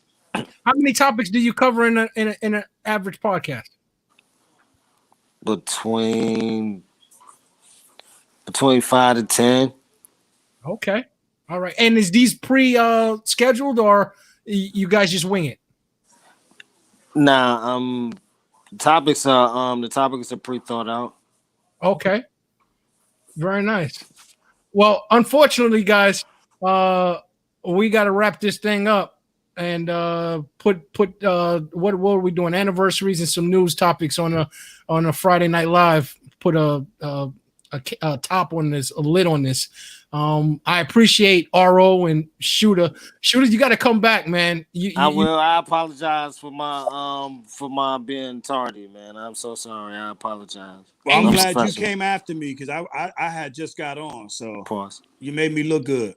All right. I made myself look bad though. I apologize. I'm fucking with you, bro. Not at all. You give them a little bit, and we want more. That's the thing about it. And as long as the FTC Feed the Culture is on the platform of HipHopCitizen now, we're gonna have you guys in and out, and hopefully you do the same. Vice versa. We're gonna synergy thing going there. That's all it's about. Right. One hand wash the other, both wash the face. Exactly. And I appreciate you guys joining us this evening. And we'll see you and talk with you in the future. No problem. No problem. It easy. You know what it is. Peace, yeah. All right, bro. All right, man. All right. Yeah, Don, come out the green room, brother. This shit's gonna get fun. Yeah, I just want to apologize, man. I mean, I played that video, but it was like they didn't think it was humorous as the both of us. You know what I'm saying? I was just like, like I said, I saw their faces. They were like, I thought when I heard like they like the Baby and Roddy Rich, I'm like, okay, they may appreciate something like this. They had the same face I had when I first heard it. Like I thought it was like some joke shit. You know what I'm saying? Shooter sound like Cannibal Burst. But Eminem's album was a joke. And look what it done to him, propelled him into the most successful hip hop artist of all time. So that's true. That's true. Like Shooter was saying, I was like, in a couple of years, he's like, shit, next week. Yeah, I think what that young lady was trying to do, she was trying to incorporate a little what is it, like X-rated visuals and she tried to bring in a new flow, but it was like a little all over the place. You know, she's trying to do what the market always try to do: sell sex. Correct. Yeah, but she was selling sex to kids. It sounded like with the. I mean, she might really be selling sex. Yeah, you know, when he said that, no lie though, it put a bad taste in my mouth. Poor, because you know, it's like it was like he said, "I'm a little teapot." I didn't even realize that's what she's using. And I said, "Damn, this is the target audience right here, man." Right. That's why I felt bad, and I'm like, you know, I really gotta look at things like that. You know what I'm saying? Like the little kids may hear the little melody, like it's got the ice cream truck melody. That's true. You know what I'm saying? And kind of draws them in, but the message is a negative message. Yeah, you know that shit is the devil. That shit is the devil. I vow never to look at that again. You know, Don Juan loves it. Don Juan loves it. I think he actually paid for the song on iTunes. I don't know if it's a bad message more than it is age inappropriate. The combination that she made, but that's what everyone's listening to. They were listening to wet ass pussy and ABC rap. Yeah, because here's what I'm saying. Like her content was pretty graphic, but I find WAP gets played on FM stations in the daytime, and that's right there is like a pretty strong sexual message in that song. Hey, wait a minute. We all danced to Smooth B saying my tip is harder than a rock. All right. So everybody talked about you're right. Johnson. Women want to talk about their vag now. Correct. But what I'm trying to say is like their vag to do so. What's different from WAP and this young lady's song? You know what I'm saying? It's kind of the same message, it's done in a different way. Absolutely. You know what I'm saying? So it's like, I mean, think about the message they send. This is like, you know, about unprotected sex. You know what I'm saying? They can pull out game weak and shit like that. You know what I'm saying? So it's like, I mean, I was like, yo, this shit is getting played on the radio. Like you said, my tip is harder than a rock. You got to go back and say, yo, what the fuck are they talking about? Like, they were more metaphorical about it. Like, even, I don't know if you guys remember, there was a reggae artist named Egyptian. And he had this song, Girl, You Give Me the Tightest Hole I Ever Did See in My Life. You know what I'm saying? I don't think he was talking about hug. He's talking about some other hole. You know what I'm saying? But what I'm trying to say is like they had to play with words. You know what I'm saying? He's talking about anal sex. All right. You know what I'm saying? but he just wasn't like, girl, I want to have anal sex with you. He used other ways of saying it. Then you had the other guy. I think he was called I Wayne, another reggae artist. He had to join One Man Can't Satisfy Her. She Need More Wood for the Fire. You know what I'm saying? All that stuff is metaphoric. You know what I'm saying? You got to try to guess what they're talking about. Right. WAP is just straight up to the point. You know what I'm saying? It's like, it's nothing hidden in that shit. You know what I'm saying? So that's when you say Smooth B, I just compare it to that. You got to use some people beat around the bush. Some people go right up in it. Yeah, your boy Chuck Berry. I like to go right up in it. Going back to the around the bush at all. No bush. No bush. No bush to beat around. Have bush, but I don't want to with bush. Yo, but even if you go back to like Chuck Berry, man, Chuck Berry had a joint called My Dingaling. You know what I'm saying? Like, you know, it was metaphoric. You know what I'm saying? Yeah, I mean, that's what I'm saying. And RO alluded to it. He said that's what's wrong with the industry. Yeah. Me So Horny was just blatant. That was one of those. There you go. Me So Horny. Exactly. Gary Szynski. What's up, Gary? I mean, I kind of like how they flipped that. What was that? That was it was a Full Metal Jacket or Apocalypse. I guess it was Full Metal Jacket. Anything. Yes. Where they flipped that line. Yes. Yeah. And she kept. The homegirl said, "No boom boom from Soul Brother. Soul Brother too big. Too big. Yeah. Yo, bro. In fact, if we really want to talk about it, you're talking about WAP is on the mainstream, right? Mm-hmm. And then here you got this PP, whatever her name is. Yeah. Right. But then you really think about it, shit, they was trying to ban 2 Live Crew. That's right. Think about it. He said worse than WAP. She said I was a little pot. And I didn't hear that line. You're part of my language. I thought she said come slut. Part of my language. That's what I thought she said. Okay, that sounds about a better description. Either way. Yeah, like I said, but that's what's happening. When Cardi B and Megan Thee Stallion set a bar like that, you remember in this game is competitive. Somebody's going to try to outdo the next person. You know what I'm saying? So it's like you kind of paved the way for that type of trash. Bro, they was ready to violate the First Amendment off of 2 Live Crew. Facts. And that was the hook with Me So Horny. You know what I'm saying? Yeah. Everything else is pretty much. And then now, you know, she's a little cum slut. So this is where we've come. What is her name? Dolores C. Tucker? Dolores Tucker? Exactly. Okay, she as an African American, she felt that she was trying to not allow ourselves to lose our soul in sort of a way, and allowing the man to take advantage of us because we weren't going to make as much money off of those records as they were. And when I say we, I mean as a Black community. And she felt that we shouldn't denigrate ourselves because there's no one in their community denigrating themselves in such a way. But then there's porn, you understand? So, you know, everybody has their axis in their communities or their culture. And ours was hip hop, still is, and it's one that has knocked down doors all across the globe. So yeah, it's its own society at this point, separate from regular society. That's interesting. I never looked at it that way, but that is absolutely a great way to look at it. Yeah, speaking of like C. Dolores Tucker, and I remember it was Reverend Calvin Butts and Dionne Warwick, where they roamed the steamrollers over the albums that were like, you know, X-rated and all of that. But I heard Mike Geronimo recently saying that he smoked cigarettes because it helped bring down his high. The way the music is now, if C. Dolores Tucker and Dionne Warwick hear the shit that's out now, they would want to hear some Snoop Dogg to bring down their high. You know what I'm saying? Right. The shit is so bad now. You know what I'm saying? Well, what they was trying to lock up NWA for performing. I can't remember what state it was back in the days, but they were getting jailed for shit they were saying. Correct. And you remember, and it's a crazy world we live in because somebody brought up Jenny McCartney and Kim Kardashian. And no disrespect to her or Kanye, but I'm like, you remember back in the day you were watching actress and say, man, I wonder how it would be to see like her naked or in the act. Now with Kim Kardashian, you like us, so I say, man, I like to see in the act. I'll be like, yeah, just go online. You know, it's like it's online for the world to see now. You know what I'm saying? That's beautiful art as well as WAP. Yeah. Yeah, it's like we live in a crazy world right now. Like, see, I guess maybe that's what they were trying to stop because they knew it would get out of hand.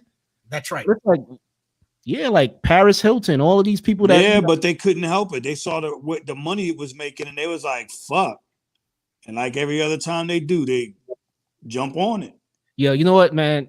I was actually like, I used to watch PP Cocaine, but now I may actually start a petition to like cancel that, man. Because no, come on. Yeah, I wouldn't do that. I ain't a hater like that. But you know, RO did. He did make me look at his song in a different way. When I was like, "Word, she really is using a nursery rhyme and making it perverted." Yeah. You could put a disclaimer on it that this video is not suitable for children under the age of 18. Correct. Well, I would hope that what we're doing, well, then again, it is archived, but I was just saying, I would hope at this point you don't have, what is it, almost 1 o'clock in the morning? Yeah, but I remember I said that melody kind of sounded like the Ice Cream Truck song, but think about it. The Ice Cream Truck song wasn't originally that was a pretty racist song. I don't know if you guys know that. The original song was called every part of my language again. Every nigga wants a watermelon. That's where the song comes from. That's why RZA remade it. What's that? That's why RZA from the Wu-Tang Clan remade it. Okay. Oh, that's why he remade Ice Cream. Yes. Yeah. That's right. Yeah, I can't hear the Ice Cream Truck again every time I hear it now. I just think of that song in the back of my mind. You know what I'm saying? That's right. So it's been going on, but Don Juan, I was telling him that's your favorite song, man. Check. Can you hear me? Yeah, we hear you loud and clear, man. I was telling them how much you love PP Cocaine, man. Hey, man, I'm not gonna lie. You know what I'm saying? I love looking at PP Cocaine, but that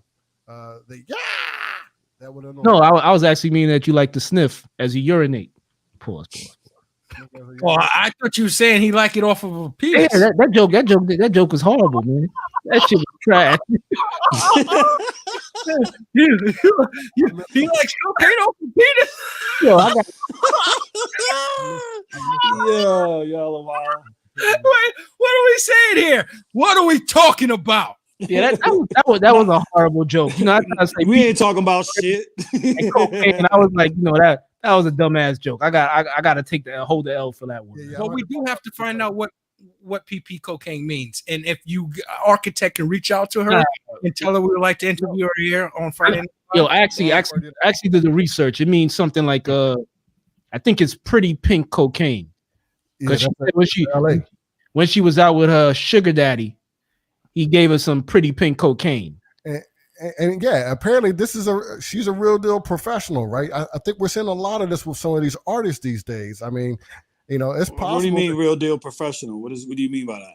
Well, just as Dialect said, I mean, that was, she's a working girl turned rapper, which is not uncommon. Everyone's following the Cardi B model. Busta went to school with ODB. Hey, that verse came from, I think, one of ODB's albums. Oh, tell me the verse. What's the verse again? Was it Shimmy Shimmy? No, it was Brooklyn Zoo. Yeah. So I know it came from one of the original songs. I was like, oh shit. It's the original Brooklyn Zoo. That's where the lyric came from. Yeah, man. But let's jump into album anniversaries. We got a lot of topics on here. First album celebrating anniversary. Onyx's second album, All We Got Is Us. Big tracks on this one is Walk in New York, and the other joint is Last Days, who we found out was produced by Fredro himself. Yes, well, according to Aguilar, aka Adolf the Assassin, he produced it. Oh, really? Correct. Wait a minute. Dialect? Because I'll tell you how I know this, because back in the day, Dave, you probably know about BCAT. Yes, it came on. It's correct. Brooklyn Community Access Television. Correct. Aguilar was actually on there with two other MCs, and he was playing that beat. And in the freestyle, he said, let me finish. He said, I used to be down with the Onyx, insinuating that he made that beat that was playing in the background, which was the Last Day sample. So I don't know when Fredro said he produced it, if he was like, was he hands-on, or was he like, yo, I want you to chop that up for me? So it was like maybe co-produced. Is this the same Aguilar the Assassin who was beefing with West Side Gun? Yeah, that's dead though. I mean, they done mended. It's the same guy though, right? It's the same guy, correct. Okay, there's only one Aguilar. They ain't like 27 of them. Well, I heard that Assassin. I thought it was called A the Assassin, so I didn't know it was Aguilar was his first name. Yeah, I think it's Adolf Aguilar, something like that. But yeah, shout out to Onyx. Next, this is a movie that's celebrating an anniversary. 35 years ago this week, Crush Groove was released in theaters. Sheila E. was my favorite, baby. You know what I'm saying? She was like the cutest thing out there back in the day.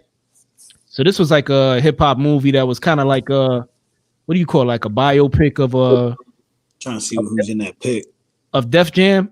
The Disco 3, Run DMC, Fat Boys, right?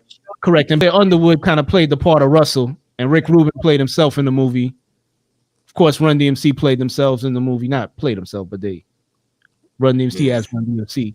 New Edition played. New Edition was in there. Yeah. There's a scene in that movie that sticks with me today. There was a scene in there where somebody woke up with Sheila E. and I think Curtis Blow walks in there. You see the ruffled sheets, and he knew that somebody was sleeping in this bed. And to this day, I kind of use that as my measuring stick to see if somebody's been sleeping in my bed. Are the sheets ruffled? Well, make the motherfucking bed up then, nigga. Cut groove. Well, I'm talking about with your woman. I'm talking about with your wife. You come home and the bed is ruffled.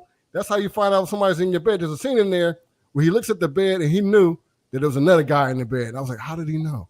How did he know? But there's a scene in there, saying, check it out. 85, I think it was an 85, 84 flick. Let me tell you something. If you come home and you catch another man in your bed with your woman won't catch you in the bed with her and another man. The sheets were ruffled. He knew that there was someone on his side of the bed on the other side of her bed. So he didn't see the guy. He just saw the. She didn't want you to catch them. They wouldn't have done it in your bed.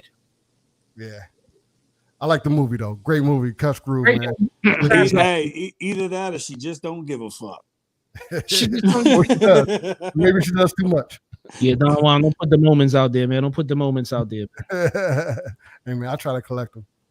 That's why I try to give him permission. So we don't have no misunderstanding. But you know what was dope about Sheila E, man? Like when she started rhyming in the Crush Groove video. I was like, so long. I just looked at her in a different way after that. I was like, wow. You know what I'm saying? She was pretty versatile back then. You know what I'm saying? Well, this was the better movie than Beat Street and the other one that came out. What was the other one? Breaking? Huh? Breaking 1 and 2. Yeah. Yes. Beat Street and Turbo. Breaking 1 and 2. Yeah, But Breaking was West Coast, right? Yeah. Yeah, it was. Yes. And Beat Street, I think the actors in Beat Street, other than the kid that breakdance, I don't think they were real hip hop heads. They just look like they work. No, what I'm trying to say, the main actors in Beat Street, like Ray Don Chong, you know what I'm saying? The other cat who was the DJ, I don't think they were real hip hop heads. The difference with Crush Groove, the majority of the actors in this, probably with the exception of Blair Underwood, was some real hip hop cats. So it was like a real hip hop movie. And also the Fat Boys and Run DMC all went afterwards and made movies separately. Yeah, and then shout out to Jeff in the chat room. He also brought up LL Cool J made a cameo in that movie. You know what I'm saying? Yeah, so that hip hop. Do you find that these movies are a derivative of the black exploitations? I mean, we don't have a genre for these type of movies, right? They were like pretty much black movies, I guess. But you know, are these derivatives of the black exploitations? I mean, we kind of see these movies today with The Wood. You know, I guess more recently we've seen some hit movies. But what was that you said? If Mario Van Peebles didn't make it, it's not a black exploitation film, in my opinion. Yeah, the only movie that I think came out in the 90s that was like a black exploitation film was Original Gangsters. They had like a bunch of the black exploitation actors with Pam Grier, Fred the Hammer Williamson. Then they had Homeboy from the Jamie Foxx show playing the original gangster. Yes. Also, the Wayne's Brother vehicle was a black exploitation movie. Correct, but those movies were like satire, like Hollywood Shuffle, I'ma Get You Sucker, and Don't Be a Menace While Drinking in the Hood. Yeah, that one definitely. Yeah, Hollywood Shuffle. Oh my lord. I bet you guys don't know the top flight comedian that's in this film sweeping the floors. Oh, okay, that's a good one. Okay. I'm gonna get you, sucker. That's right, Jeff. You said that was okay. Crush Groove, the top comedian sweeping the floor. Shit, Chris Rock. Very good. Yes, he was. That was a guess. Hart calls these musicals. These are musicals, technically. You're right. I mean, this would be a black musicals, I guess. Yeah, Chris Rock also had a cameo in "I'm Gonna Get You, Sucker." Yes, well, he was older. He was older. One rib. Yeah, I remember that. So next anniversary, I guess we could talk about this now. We was talking about Stretch and Bobbito. 30 years ago this week was the first time they got together and aired their show. I guess it was called the Stretch Armstrong Show featuring Bobbito. And at the time, Stretch Armstrong went by the name of DJ Skinny Bones. So the show came out October 25th, 1990 on 89.9 FM in New York. And was it Columbia University in that college radio station? A lot of history.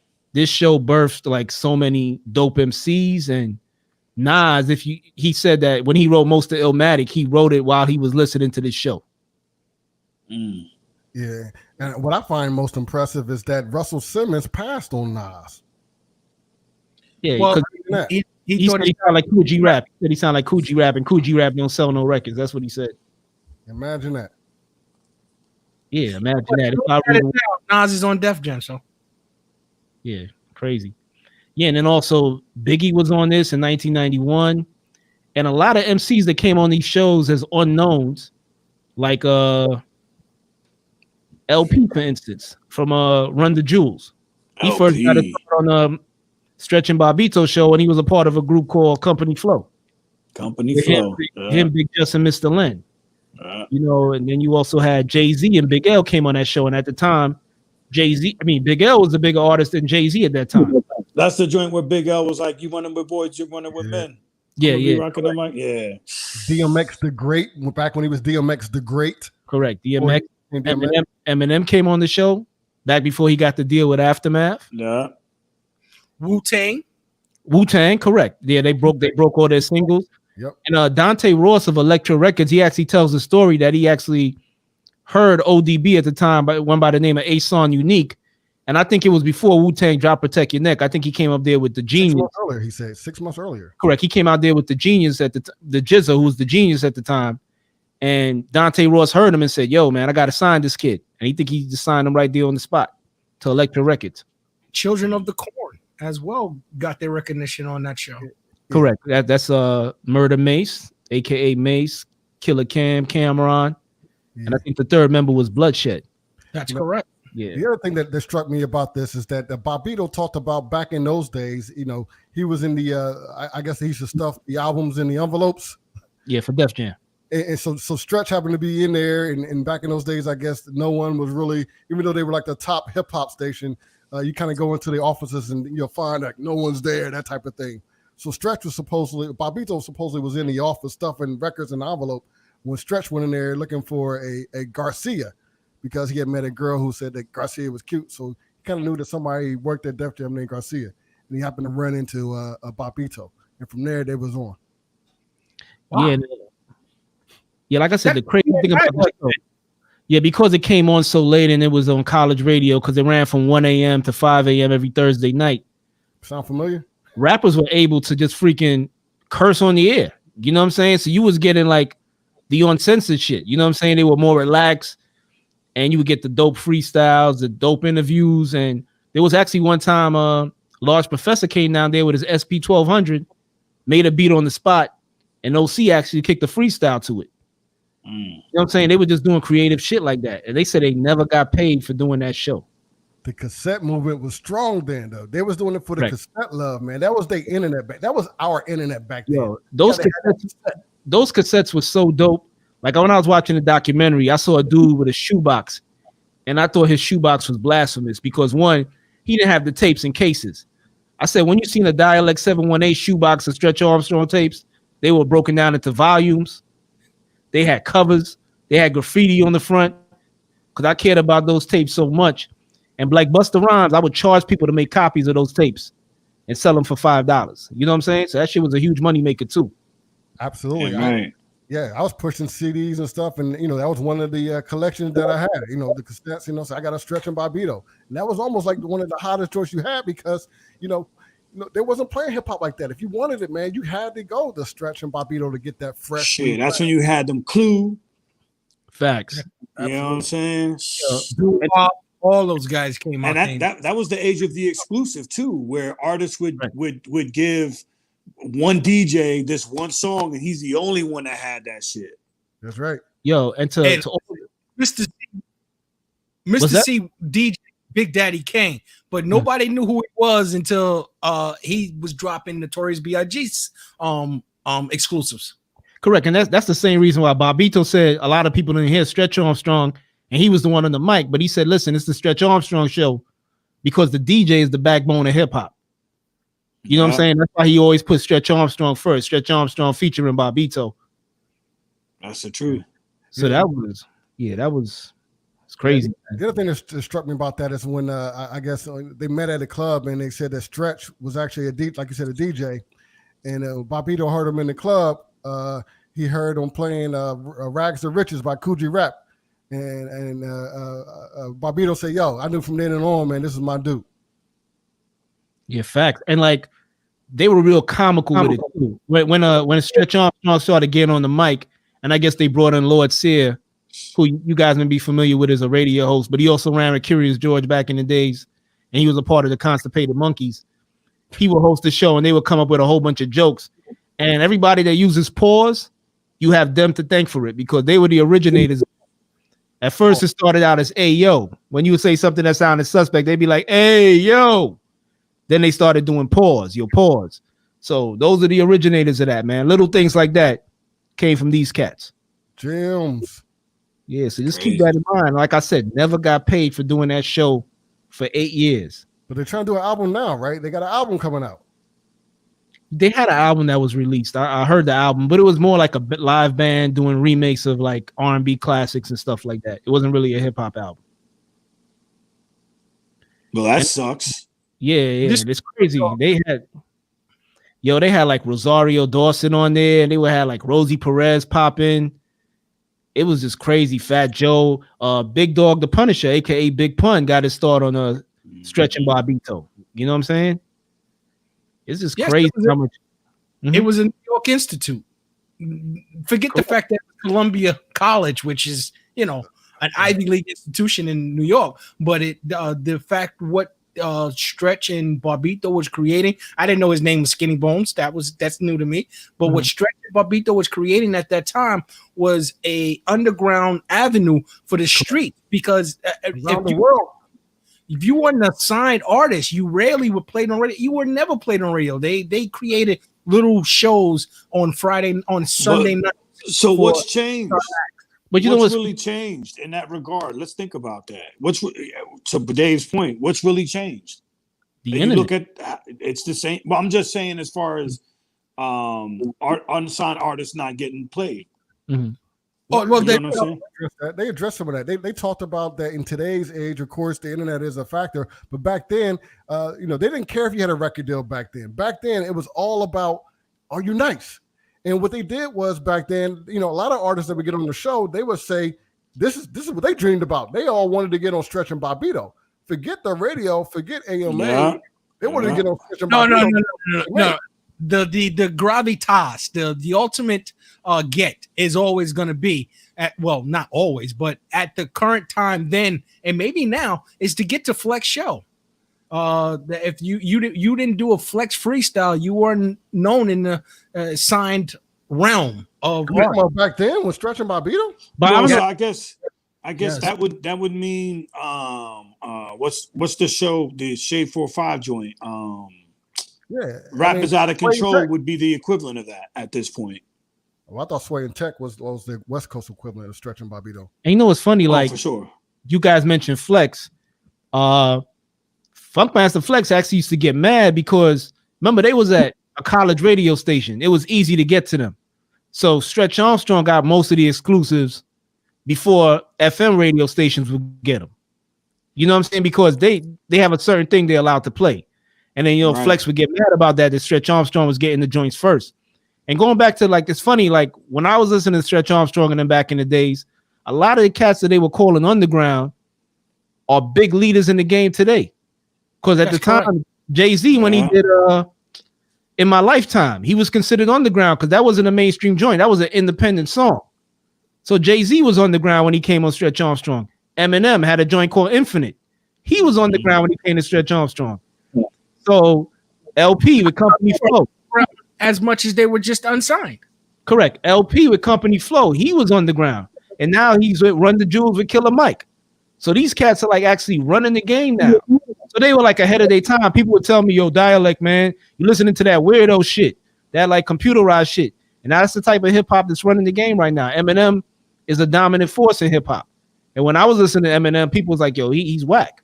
Yeah. You know what I'm saying? Yeah. So it's Stretch Armstrong and them was ahead of their time because all these other FM stations was playing what was hot on BET or what was hot on MTV. They wasn't giving these other cats a chance. Whatever your 6 media companies were playing. Whatever the program director was what told you to play, you played. And another thing that Flex had to deal with that Stretch and Barbito didn't is censorship. They would play anything once they got it. They didn't have to clean up nothing.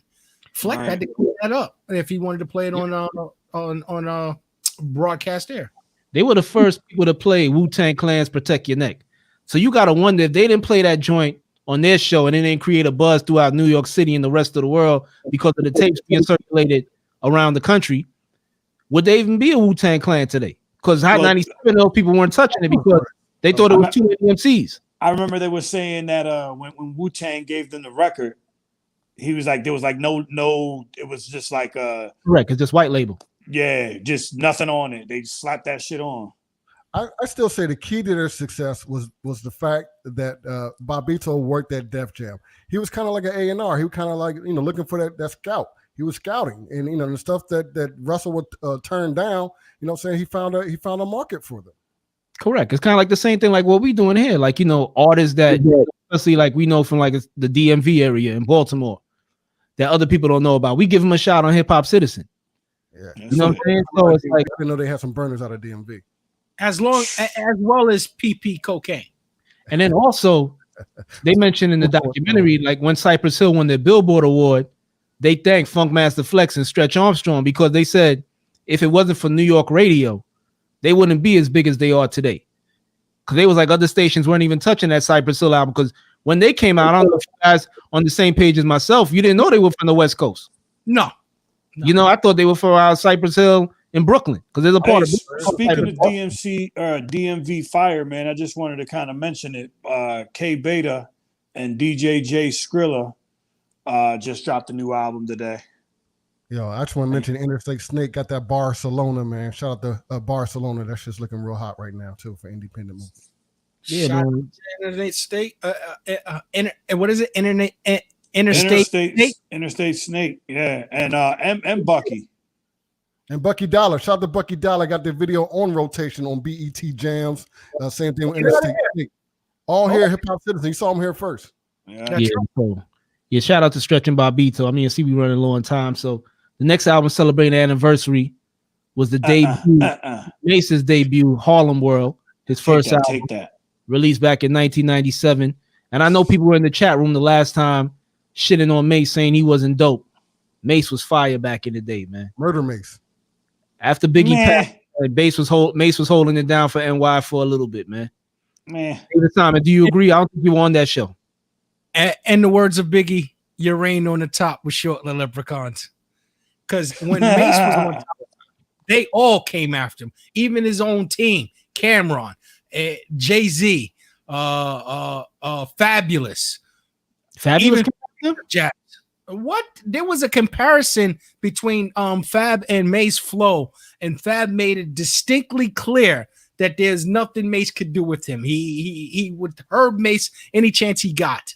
Yo, but shout out to Mace when he did the diss track he did with 50 Cent when he was on G Unit for a short stint.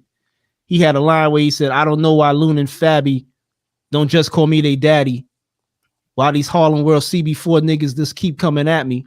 So Mace, you know, as pretty boyish as he was, man, he could put out a diss track, man. He had lyrics, man. And the last joint he put out where he dissed Cameron, that shit was hard, man. A lot of people don't put that on top diss tracks. So Mace did his thing, man. I just think he had to be Mace M.A. $sign because it was making the most money. Let's keep it a buck. You know what I'm saying? You know if what? Mace made more money, he would have been Murder Mace. It took him 15 years to reply to Cameron. That's why no one puts it up there. They even forgot that they had a problem. Yeah, man. Shout out to Mace, man. I mean, I wonder if he didn't have his issues and then turn his life over to the Lord, how big his career would have been. But he left the game when he was on top. Let's keep it. He tried to come back, didn't he? He did, but at the time, you know, his buzz was already his light was already dimmed. You know what I'm saying? Fighting for his masters back. It was like at the time when he came back, the South was big. You know what I'm saying? When he was here, when he was on top, New York was on top.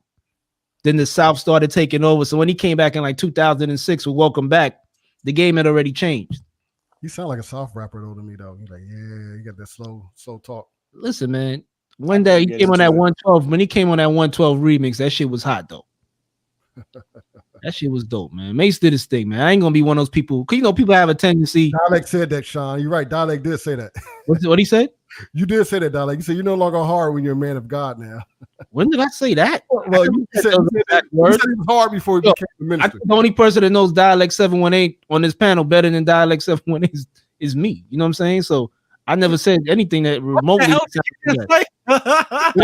was saying that Mace was hard before he got into the religion. That's what he said in the introduction. So he said, "You no longer hard now." Matter of fact, this ain't even my quote. This is my quote. Well, yeah. In the beginning, you did say that. You said that. Is that right, Sean? Is that what Dialect said? Nah, Sean didn't say that. I laughed at it because I was like, "Oh, yo, did he really say that?" Now he just put that in the quote. I don't think I said that. Yeah. He said, "South hasn't let it go." He said, "I never got into." I'll be honest with you. Outside of what I heard while I was at the club doing whatever I was doing, or on the radio, I didn't really get into it. Like you didn't see me running to go buy the new Mace joint. To me. Yeah, yeah. Mace also, like Noriega, you got to give him credit for helping to bring out the Neptunes, because there was like the only two MCs outside of the VA rapper, I guess the Clips, that was messing with the Neptunes. So Mace, you know, helped bring out the Neptunes and Pharrell Williams. Shout out to Kid. That's his line. You no longer hard now. You a man of God now. Yeah, I believe I know my quotes better than anybody else, Juan. I never said anything that sounded like that. But you know what, Dialect, to go back a couple of weeks, you had promised the audience some lyrics. And yeah, he did. I mean, yeah. And they all put up the microphones in the comments Oh yeah, I saw it. Yeah, And you say something, dialect, you gotta follow through. You know, they so are you can't just still say something waiting. and not follow through. The people expect you to follow through when you say something. Yo, just because you see, Don Juan misquotes me now. You gotta try to put me on the spot. You know what I'm saying? No, I'm running the boards and whatnot. You know what I'm saying, brother? But mixed up, man. Go ahead. We good. Yeah. So hold on. Let me ask an honest opinion. Were you guys running out to go buy the latest Mace album when it dropped back then? No, but the ladies were. I copped it. I copped it. Oh, you did. See, it had DMX on that joint. It had What about you, Dave? I purchased maybe 4 or 5 albums of an individual, but I mainly bought mixtapes because it had a variety of music, and I thought my money stretched longer with the mixtapes. Fair enough. They remember you, dialect. Look at that. Bars. Yeah, that's right. Dialect still over 16. Oh shit. Yo, man, like Erykah Badu said, man, keep in mind I'm an artist, man. I'm sensitive about my shit. Yeah, you said that, and we've been waiting for you to put something out that you felt was respectable enough. Yeah, throw those emojis up for dialect to throw them bars, man. You know, y'all hear him. He got them. He's spitting them. He's been leaking. He's been testing them. Tell him to go all in. Architect already put his version out of his MCN, and I enjoyed it. I'm waiting on to hear some dialect bars. Who want to hear some dialect bars tonight? Put up the microphones right now. Yeah, I agree. In the South, man, it was mixed, man. Yo, y'all might make y'all gonna make me. Do you want me to get this out the way? Go ahead, sir. Don't stall. Let's keep it going, Bo. Keep the flow going. All right, check it. Woo. Okay. So here we go. Constant state of emergency. Complications occur when we concentrate on the currency to compensate attorney fees. Contemplate murder me. Heartburns in the 3rd degree. Stress leading to surgery. Death bleeding internally. Kept seeing infirmaries. Cripples in sick beds. Pistols that spit lead. Only triples to 6s. Riddling districts. Turning homes to battle zones. Gripping the biscuit. Burning chrome to clap a dome. Cracking bones. It don't matter. I'm true survive fights. And I've been backstabbed. Double crossed. Crucified twice. Screwed with a vice. How cruel is this life? Viewed and I'm sniped, removed from the limelight like jewels in a heist. Get juice from the ice, the high price you rock in your neck. Will I evolve from strange fruit to hip hop for respect? The props you neglect, people that are darker than blue, we brighter than bright, with light that can sharpen the view. Stop playing with me. Let's go. You had it in you, dog. Like a couple decades, B. All right, man. Let me hear you spit 16, Don Juan. Yo, man, my spit 16 is, telling her to get her ass in the house. Bring your ass home. She's listening to me right now. My bad, girl. You know how it is, baby girl. Love you. Yo, dialect, bravo. Very nice. Yes, sir. You hit it off, bro. I'm glad you did it. Look, even Greg Martin agreed. Shout out to Greg. That was some smoke. You absolutely right. Yeah, smoke. Huh? Yo, you got a gym. That's a classic right there, man. They thought it was a fucking game around here. That's how we do it in Brooklyn, man. You call us out, we're gonna let you know, man. I'm impressed. Yo, I tell you honestly, I'm ready to close the show on that one. I ain't heard you right in a minute, Tyler. That was a good one. Yeah, I mean, I want to keep going, but I'm not. Okay, with the AZ flow. Okay, that's right. Put some respect on my name. That's right. Hey, if there's anybody to compare to, that's a good thing. Yes, it is. Yeah. I gotta hear it again because it went in and out and shit. Yeah. Hey, look, I agree with that dialect and architect collab. I've been telling them, man. Oh, it's coming. I've been trying to tell them, man. Maybe they should do a theme song for the freaking show. Yeah, man. I've been trying to tell them, man. Get it out. Let's go. Dave, you never saw Architect's video? I saw it. I heard it. Okay. He's sharp. You sharp. Y'all some sharp guys. You might have to burn that one too. So y'all was hearing what I was saying because I don't want to. It was in and out, but we got the gist of it. You heard it clear. That shit came straight through. Okay, cool. And I can't wait till Don Juan cuts it and puts it out on all social medias so that you can blow up and become a huge success because being a rapper in your 40s is nothing now. You can blow up now at 40. Dialect and architect and you guys have made this all a success. Yeah, so the next album we got celebrated anniversary. Ice Cube's second album, Death Certificate. This was a hard joint too. Yeah, I want to kill Sam. It's my favorite one. Now he's making deals with Trump. No, I think it's overrated, but yeah. Organized Confusion is another group that got tossed over by Def Jam and went to Stretch and Barbito. Yeah, man. Shout out to them. This was their first album, the self-titled joint. The joint I remember on this one was Who Stole My Last Piece of Chicken? And the joint with OC. What was that called? Fudge Pudge. That was a dope album. And this was back in the day when you had like a bigger Pharoah Monch. He wasn't the Pharoah Monch we used to. Yeah, he was a big dude. He was chunky. Yeah, that's crazy. Yeah, Big Daddy Kane, he released this album 30 years ago. Oh, man. Fuck. He said 30 years ago. Yeah, sheesh. Man. You know you're old when you remember this album, like, clearly. Hey, you know was this around the time when the gay rumors were starting? Not gay, HIV, and the woman from Apollo. Age rumor, that's right. Age, right. Was it Kiki Shepard? Yes, he was supposed to have had an intercourse with Kiki, and she was supposed to have had it, or he was supposed to have had it and gave it to them. Isn't that fucked up? That's fucked up. I ain't heard that one. You never heard that one? I never heard that Kane was caught with the monkey like that, or rumored to have the monkey. Yeah. And as a matter of fact, he mentions it in one of his songs. You know, they even try to start an age rumor or some shit. He put it in one of his songs. Yeah, I know in this joint he was doing like a lot of singing. I think he had a joint with like Blue Magic or something where they was on stage and he was like, they were singing and he was doing like the the part of those songs of the 70s where you'll talk to the girl in between the singing. Yeah, so he was doing joints like that on this one. Well, Kane was in Playgirl. I missed that episode or issue. I didn't know he did Playgirl. You missed that issue. Like I didn't know you had a issue. You got all the other issues, girl. Get him, Dave. Get him. That one wasn't in there. That one subscription to Playgirl. Hey, listen, that's the only one not in your collection. No, that's Sean. That's Sean's. That one will complete your collection of Playgirl, man. Hey, that's Sean's issue, right? Sean said, "Hey, didn't he do Playgirl?" Yes, he did. Yes, he did. Juan said he didn't have that. Juan, you could probably find it on eBay. You could probably find it on eBay. You could probably win the bid with 1 cent. Yo, he said he missed that issue. Don't put them on man Sean, man. That's you, Sean. Yo, don't talk to me. Yo, I missed that issue. He's like, damn, I would have the complete set. Hey, that's Sean's issue. Sean, man. Yo, man. Get your voice, Sean. Don't blame Sean for missing that issue. Everybody was having a good time on New Year's in 1991, and you were tight because you didn't get to complete your Playgirl collection. You was pissed. Like, yo, it would be a good year if I had that Big Daddy Kane. I didn't even know about it, to be honest. Kane's got a strong if he was able to do Playgirl. He's not getting out there naked if he didn't have a strong. He's like, I missed it. He said I missed it. So, Juan had issues, man.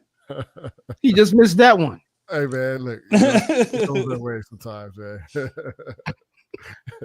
Hey, the wild. He got that wild. You said Diva down. Not me, man. Shout out to Diva. Y'all straight wilding. Off the hook now.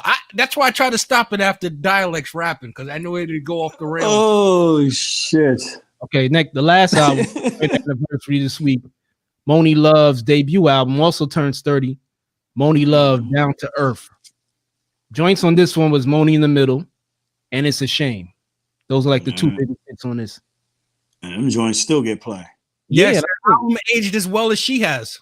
And I think no question. She was like hip hop's first international star, if I'm not mistaken, right? Well, Slick Rick. I thought it was Nina. I guess female there. Her and Slick Rick both came from the UK. Well, Nina Cherry's from the UK, wasn't Nina Cherry? Did she come before Nina Cherry? I believe she did. Okay. Nina Cherry is one of the chicks in the Ladies First video, along with like Miss Melody and a couple other people. Right. So I thought Nina Cherry was out first. I don't know. Yeah, I agree with Jeff. One and done, but still a classic. Correct. Hey man, that's sure. But she's doing radio shows too, though, right? Yeah, she's in the Atlanta area. She's a DJ, right? Radio DJ, right? So I guess we can't get to all our topics, but I definitely wanted to. Since this topic is in the title of the show, I wanted to know what y'all thought about The new Timberlands designed by Pharrell Williams. Hated it. The black and blue I can live with. All the other colors, get the hell out of here. Look, are those suede or rubber though? Let's. I can't see up close, but I saw a picture. No, it's like they rubber dip. No, I seen a picture of the green one, and it looks suede, and the joints look kind of fresh. Bro, the joint is rubber dip, son. Yo, somebody brought up a good point though. It's like it's not my style, but if you are gonna make it colored, shouldn't the laces match the bottom? The laces make it look like they're for girls.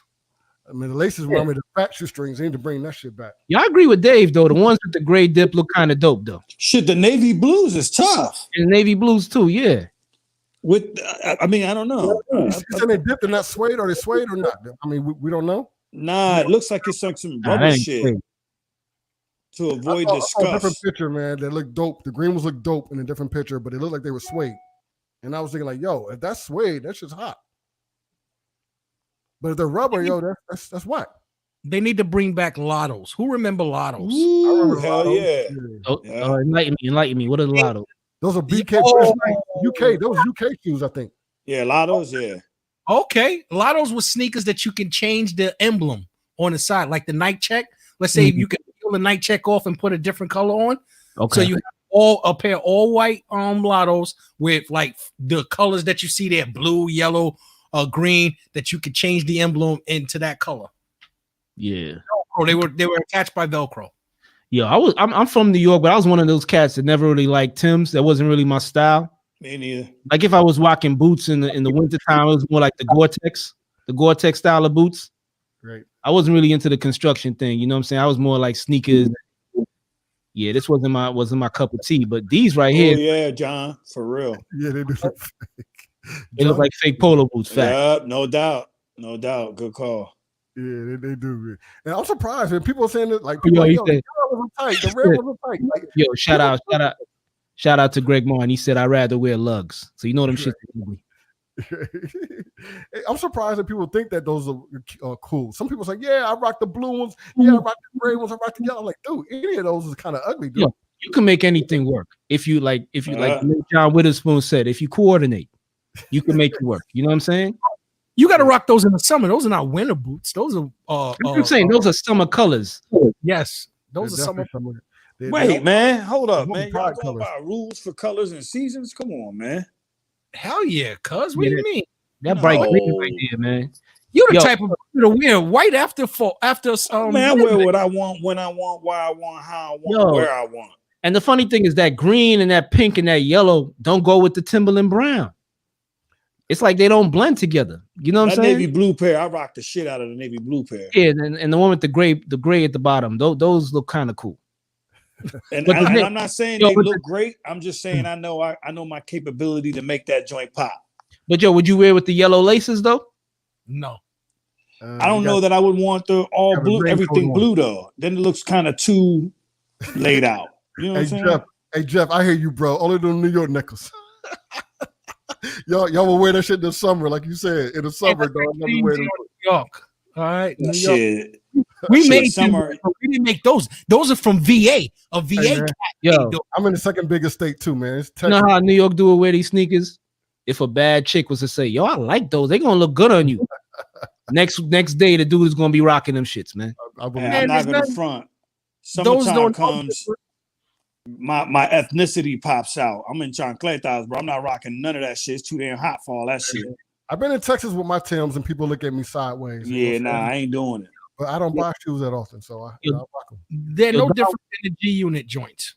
Yo, Don Juan and Architect, I don't know, Dave probably remembers this. Back in the days, the Columbia rain suit was a big thing in New York when I was in high school. Right. I think those, if they had those exact colors, they would have went well with those Columbia rain suits. What knocked Columbia rain suits off?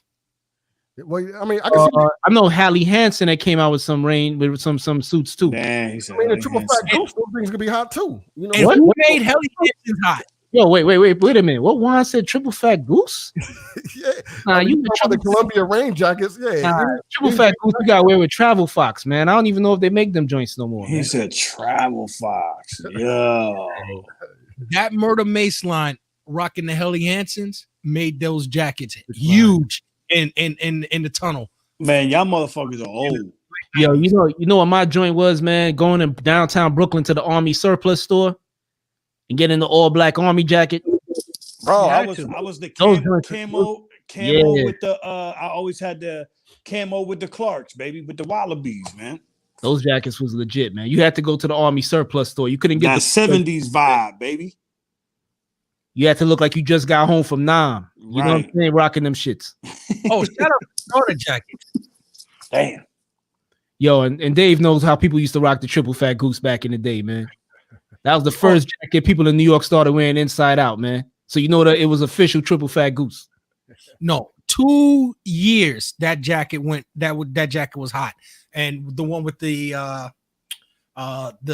tie string at the waist. And then after that, they made the ooh, you got the triple fat goose, and Correct. you wore it again. Yo, back when I was a kid, I used to make a joke and say, yo, the police made them jackets up. So when you get caught doing a crime, you trying to run, your legs can't go all the way out, man. You fuck around and get locked up off of that shit, man. What, the full length joint? Yeah, the full length joints. Yeah. But cats was hiding shotguns. Gore-Tex, yes, that's right, Greg. X.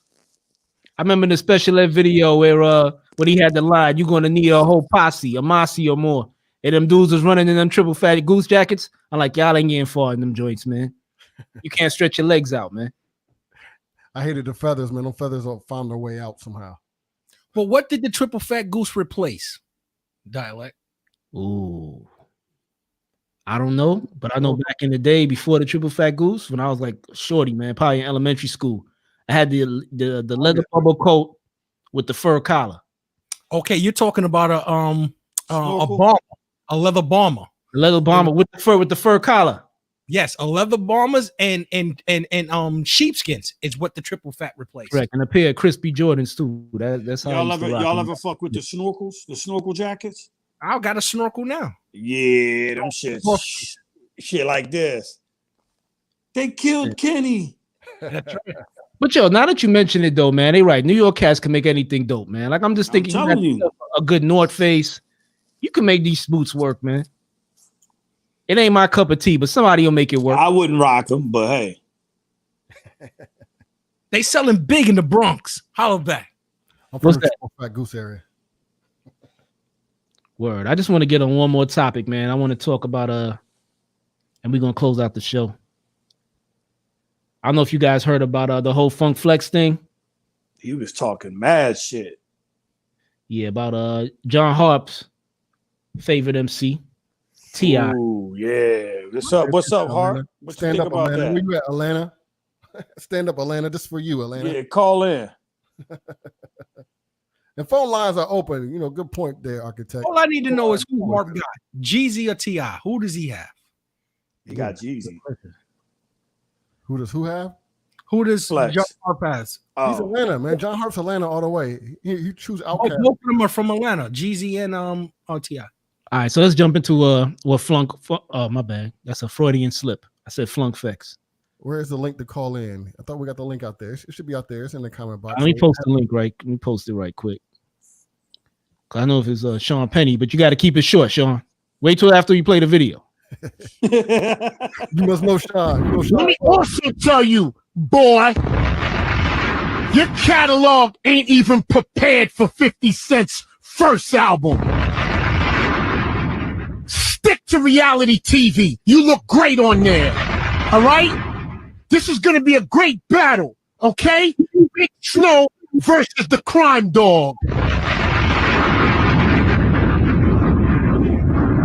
It's fun and games to y'all. I'm making it something.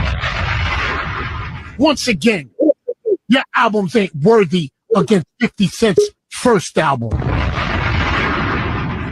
None of your catalog compares to Busta Rhymes' catalog. Nice try with the dinosaur talk and everything else. That all sounds good when you don't want to step in the ring. You know what them records sound like. You've been in that club when them Busta Rhymes records come on in that club. Don't act like you don't. Stop it. And you ain't king of the South. Who lied to you? Your catalog ain't what Wayne's catalog is. Woo. Your catalog ain't Ludacris's catalog. Your catalog ain't even Ross's catalog. And listen, bro, Your catalog ain't 2 Chainz catalog. You was not king of the South. Listen, Gucci, Jeezy, there's a lot of stuff in front of you. Remember, Swiss Beats made you who you are when he did that song with you, and you had those Jay-Z vocals. The East Coast made you. You got a cosign to start your career, because that 24s was trash. You watch your mouth when you talk about what's going on over here. You ain't got no balls. You are a swag rapper. Wow, boy. That's what I'm saying, man. That's what I like. I like that.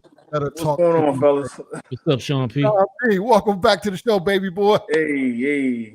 Listen, man. First of all, 2 gentlemen this week who have lost their ever-loving minds. T.I. as well as Funk Flex, in my personal opinion. I don't know what happened first, the issue with Umi. I don't know if y'all know about that. And then T.I. kind of got involved and just tried to represent. Well, the guy wore sneakers to the sushi bar, the very popular sushi bar in Atlanta, and they wouldn't serve him and his lady friend. And then they left the premises, and T.I. got involved, and T.I. said he was going to straighten things out, and straighten things out. He discussed it with the restaurant owner and not with the couple, and the couple was a little upset about that. And then I think he went in again after. I saw something. I didn't even click on it this evening, but he went in. T.I.'s made another comment since that. But with that being said, you got Jeezy acting like St. Patrick off of Power. You got Wayne with Trump this week. You got a lot of people interjecting themselves in the political landscape with everything that's going on this week. And I really wholeheartedly believe with all these artists, they trying to blow wind in their sails with their music. You know, T.I. has an album about to come out. I don't know what Wayne's doing. That joint dropped. Okay, so it did drop. Okay, in Libra.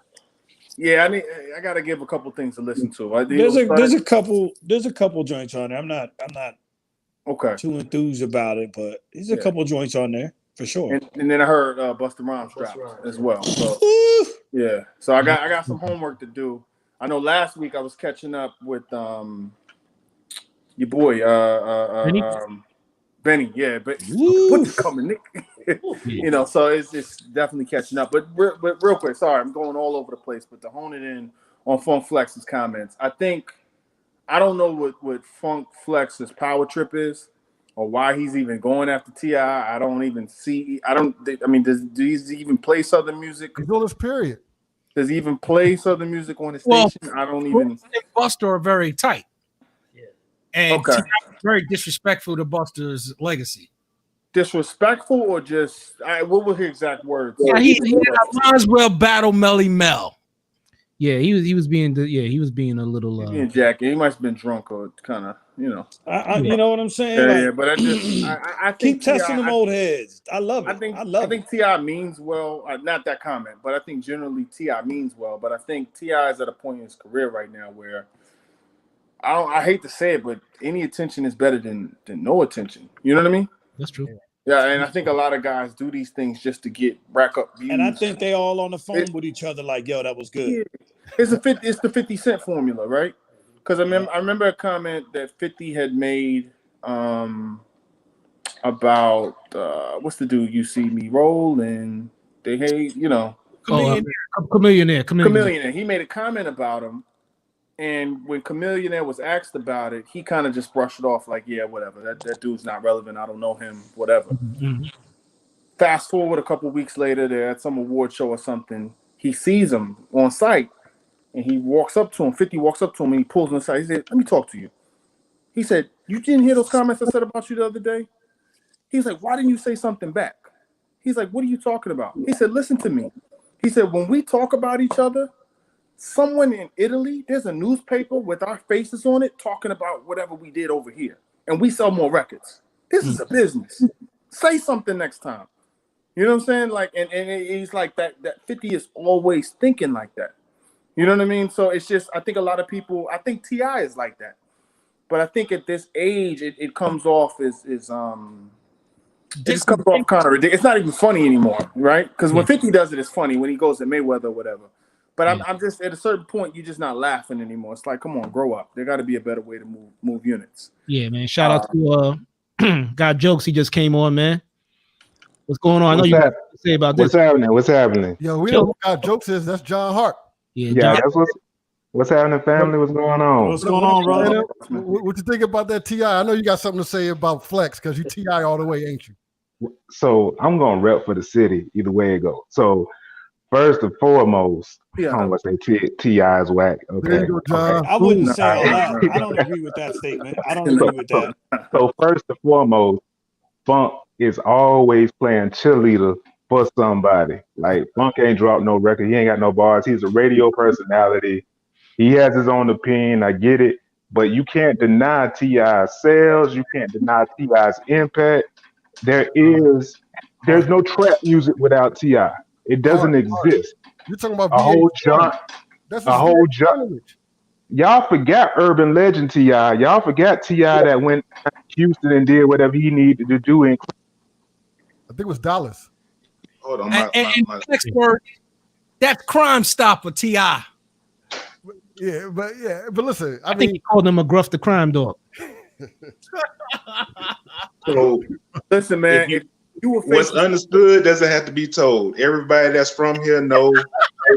Everybody that's from here know what it is. What's understood doesn't have to be shared. What's understood doesn't have to be said at all. For you to say T.I.'s entire catalog is garbage, that just means you don't. I mean, unless you just don't like Southern music at all. Period. If you don't like Southern music, if your only flow is up north hip hop, I get it. That's your opinion. But if you like Southern music and you hating on T.I.'s entire catalog, you doing just that. You hating. That's what Fun Flex doing. He's just hating. Mr. Harp, who do you have? T.I. or Jeezy? So it depends on what you're looking for. If you're talking about in the versus battle, I got T.I. T.I. got way more hits. Way more hits. Man, here we go with the pandering and the joking. Well, I say that I'm not of the belief that I'll say I'm definitely biased and certain as far as region that I'm gonna peep out and probably run out and buy or stream or whatever. Right. But there's no way in hell that nobody's gonna tell me that they can't pick at least one T.I. joint that they know was dope. I know I got several. So Rubber Band Man. You know, I mean, it's the man's catalog speaks for itself. If you're talking about just what I call fashion dope music, Jeezy all the way. If you're talking about street music, the average street cat is going to pick Jeezy over T.I. But if you're talking about a versus battle, if you're talking about songs that have been on ESPN, songs that have been all around the world on every single, well, not every TV show, but known songs. I don't know how many Jeezy songs are just like international hits. Like, and I love Jeezy. You know, I love Jeezy music. International hits, but you're gonna find some street jams that T.I. doesn't have. T.I. may have Rihanna. T.I. may have Jay-Z, Kanye West, and Lil Wayne. I mean, that's a hot track, Swagger Like Mine, and I think that's on his album, correct? T.I.'s album. Yep, it is. Okay, so you know, Jeezy don't have nothing like that, but he does have the remix with the president. We could go up the Dialect neighborhood in Brooklyn, and he took over around here. I bet you probably never known around here. It get hotter than Nevada. Get the wrong idea. I'm trying to talk about that. See, he took over the whole song.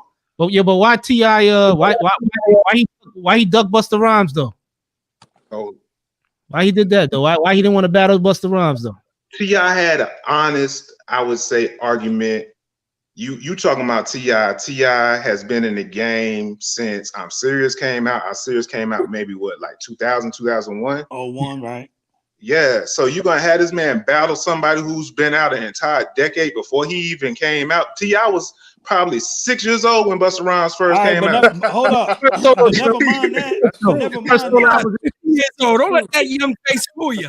I'm just saying, but never mind the fact that he came out a decade before though. But my point is, and this is where I'll say, if we're talking Busta and T.I., maybe this is my regional bias. But man, you a decade before or not, the point still is that Busta Rhymes can cross into any category and play. Who want to You play? should. I mean, taking nothing from Busta. Busta's been relevant for almost 25, 30 years. Literally. True. Yeah. And you're gonna have somebody that's been in the game. He hasn't even reached his 20-year mark really yet. And you're gonna give him somebody, like he said, well, if that's the case, give me Melly Mel. You know, that's what T.I. said. So did he say it like if we reach it back like that, give me. So to me, like Busta, he needs to go against somebody closer to like maybe. I'm trying to think who. It's very few people that have had that longevity. Somebody said Fabulous. Twister. No, somebody said Fat Joe, which I thought was pretty good battle. Fat Joe and Busta Rhymes. I agree. No, Joe would get eaten up. I don't know. Joe's had I love Fat Joe. Joe's been relevant every decade, man. Yeah, Joe has hits lately. He's got, I mean, you know, back. What is the other one? All the Way Up. Hold on. Are we talking? Wait a minute. Are we talking? Yeah, I don't know, man. I don't know. I'm looking at from a lot of different angles, not just the hits, I guess. Yeah, because if you look at DMX versus Snoop Dogg, they might be close in age, but Snoop Dogg came out like 6 or 7 years before DMX even came out.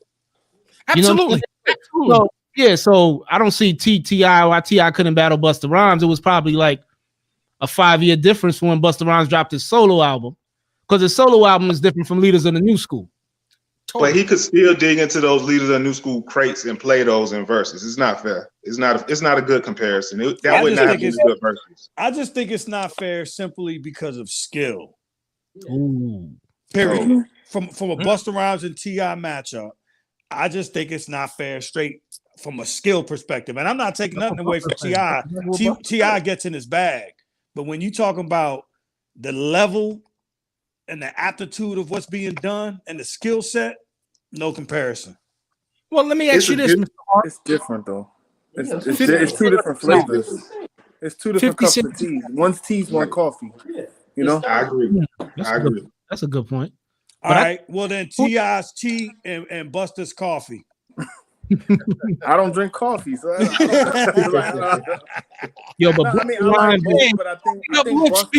Busta is like a diamond in the rough because he's so unique. In the rough, I've been racking my brain as to who he should go up against.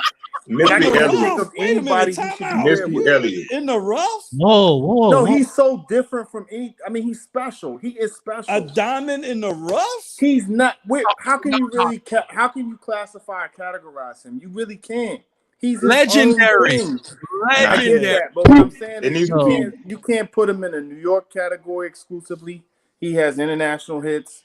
You can't put him exclusively in a I'm going to be funny. He's fucking intergalactic, man. He can do everything. He can jump around. Who else can do that? Nobody else can do that. It's really hard to pair Busta Rhymes up with Busta and Missy would be a good if we're talking hits. No, that's disrespectful, man. That's disrespectful. Talking hits. Because Missy, not only does Missy have a lot of hits, Missy has written a lot of hits. Missy is a big byproduct of writing for Jodeci. People don't talk about that enough. She started out with writing. You guys y'all understand the platform of verses, right? It's 20 songs. I'm not talking that Missy's a better artist. Right. I'm talking about you bringing 20 songs that you either contributed to or that are yours.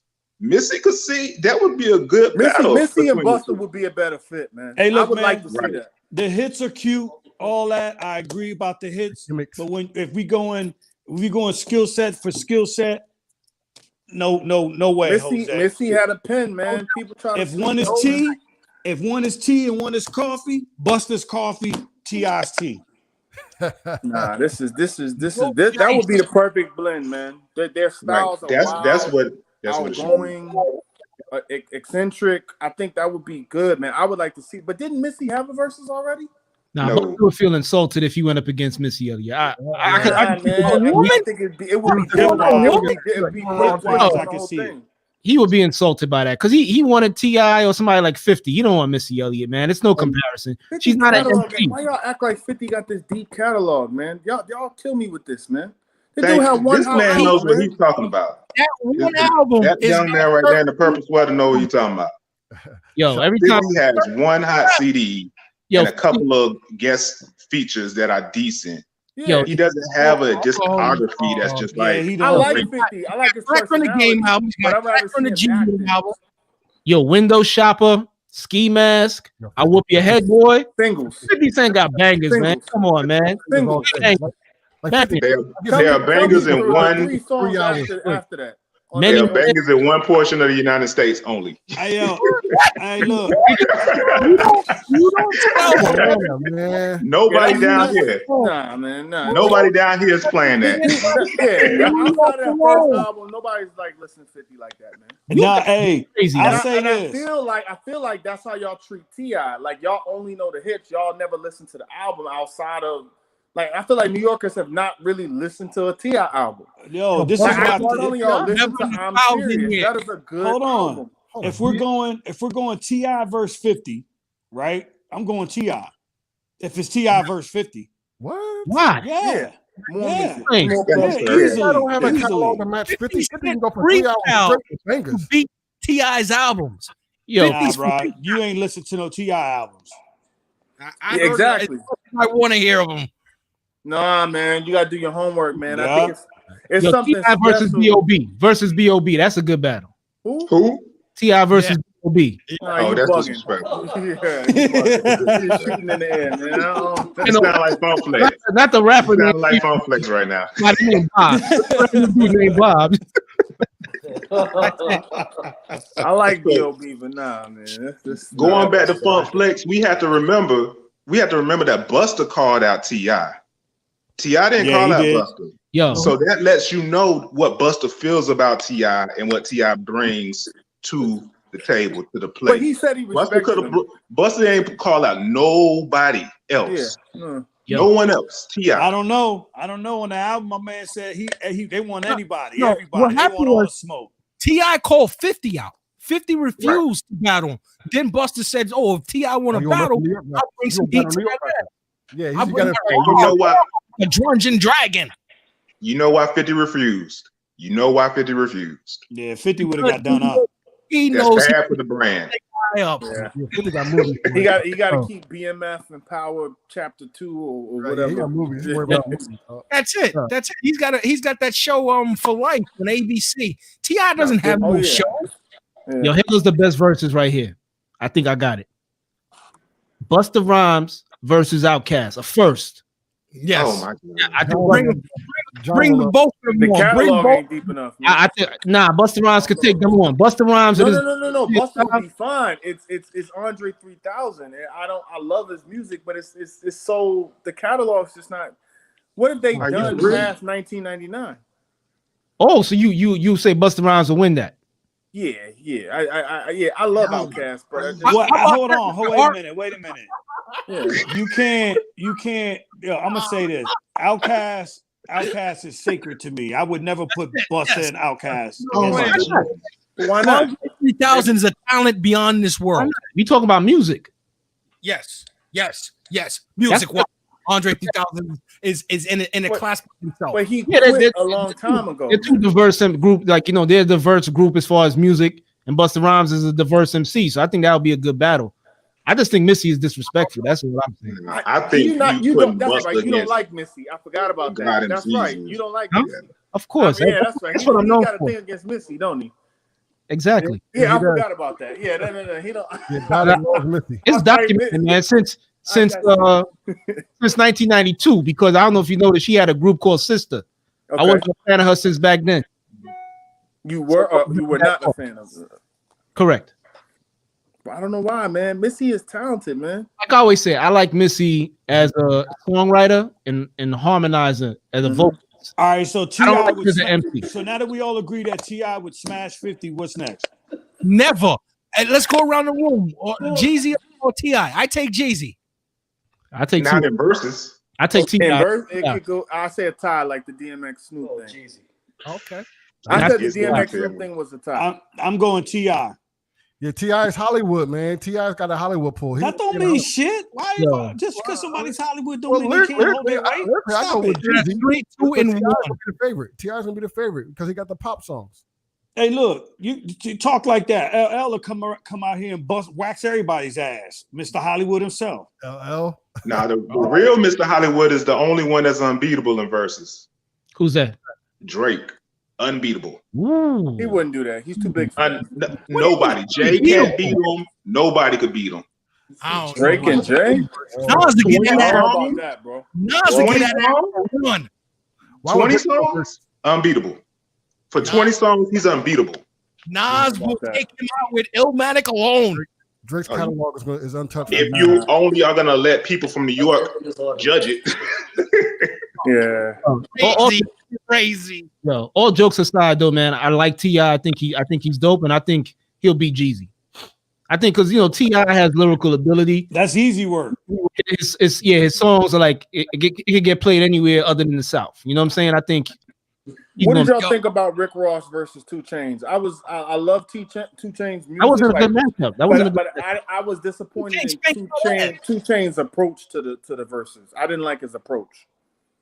Yeah, he didn't give 100%. He was drinking and smoking, and it just wasn't. Rick Ross will give his ass the business. Yeah, I thought it was an insult to Rick Ross, to be honest with you. I agree. Yeah, it was. Crazy. It was. 2 Chainz handled him. I thought 2 Chainz was just gonna come harder. It was just features, though. A lot of the songs 2 Chainz played was from other people's albums. Right. 2 Chainz was stretching to get to that 20. 2 Chainz was stretching to get to that 20. He didn't have enough. Out there, and it was better than what Rick Ross did to get there. Yeah, whoever picked Rick Ross's songs was horrible. Rick Ross. That's a big deal too. That's a big deal too. Is what they play.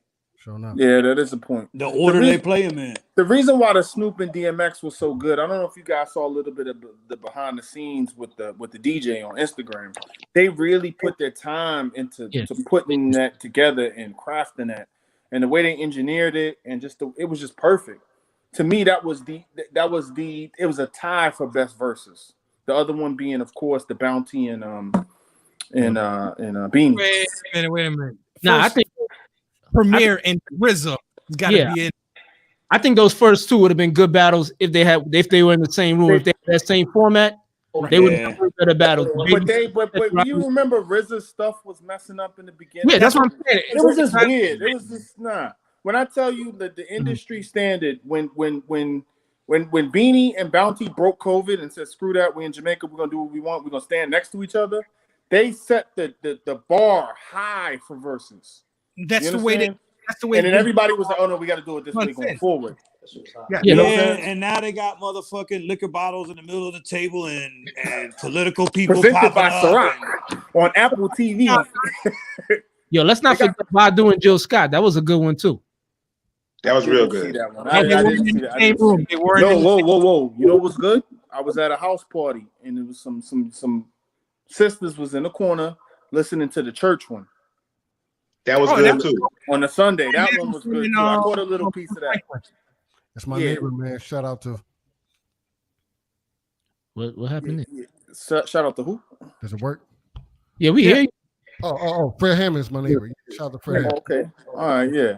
No, I mean they put it together, man. I need them to do a soca one though, man. But that's just me. I'm biased. That's you, Mr. P. So John Hart, what do you think about that Libra album? I think it's where he should be at this point in his career. He feeds the fan base. He's trying to reach a couple of new fans with the collabs that he has with like Baby and Thug. You kind of tell that he's trying to get a little bit more of the internet play. Some of those hits online. He stays true to himself. I like this better than some of his previous work as it relates to as of late. Is it my best? Is it my favorite album? Nah, it's very rare that you get an artist at this point in their career and it's like year 19 is your favorite album is being released by the artist. Typically the hits are album 1, 2, or 3 or something like that are your favorites. It's a solid performance for him at this point in his career. It's in rotation in my vehicle. I see that. There's some substance there. The Libra, like, it's the scale. So the first half is a whole bunch of trap stuff, and the second half is a whole bunch of social justice stuff. So I like that approach to it. Yeah. Okay. Sounds good. I gotta check it out. Because last week we was talking about you, John. We was like, yo, when the album dropped, we were like, I wonder what John thinks. Yeah. What was ATL? Oh yeah, you know I was on it. You know I was on it. But I give everybody a fair shake. Unlike some people don't even listen. I joke around, man, but I listen to a lot of music. I just joke around. Like I think the best album that was released that day was Benny the Butcher. Like Benny's album was way better than T.I.'s, but it's supposed to be like Benny's in his prime right now. Yeah. That's right. Yeah, Benny's so, right. But I gave Let me them ask you both. something about those guys, man. Like the Bennies and the Conways. How long can they keep this up, man, until we get like, all right, I don't want to hear this violence no more? Well, that's why they stacking their albums, man. They dropping, they going for it. They getting it. Well, man. soon they're gonna be making albums like T.I. Yeah. No, I don't see that. They're gonna grow up. They're gonna grow up. I mean, that's Played on the radio. I'll hear them. Because these dudes are what? They got to be in their 30s now, right? Yo, I mean, I think Westside Gunn is a genius, man. I don't know if you saw the artist. I don't know if it's his girl, Marnie Caesar. He kind of has his own version of Cardi B on Griselda. Okay. She's actually pretty dope, man. I don't know if like Griselda, the other cats are writing her lyrics, but I think they're trying to transition to making like Griselda a commercial label. Because they signed another kid from Georgia too. That's like a trap rapper, kind of like Lil Yachty and Trippie Redd. There you go. So you know they're trying to make Griselda like a big name in hip hop. They're trying to get to the point where they don't need to make their own music. They're trying to expand the portfolio. Look, I don't want to hear it, but yeah, guys, like D Block London or whatever. I never hear you guys talk about that stuff. Who? So What's D Block, like Jada and Camp, they have artists that they Locks have. album was fire. They have people signed over in the UK on the grime scene. Oh, I didn't know that.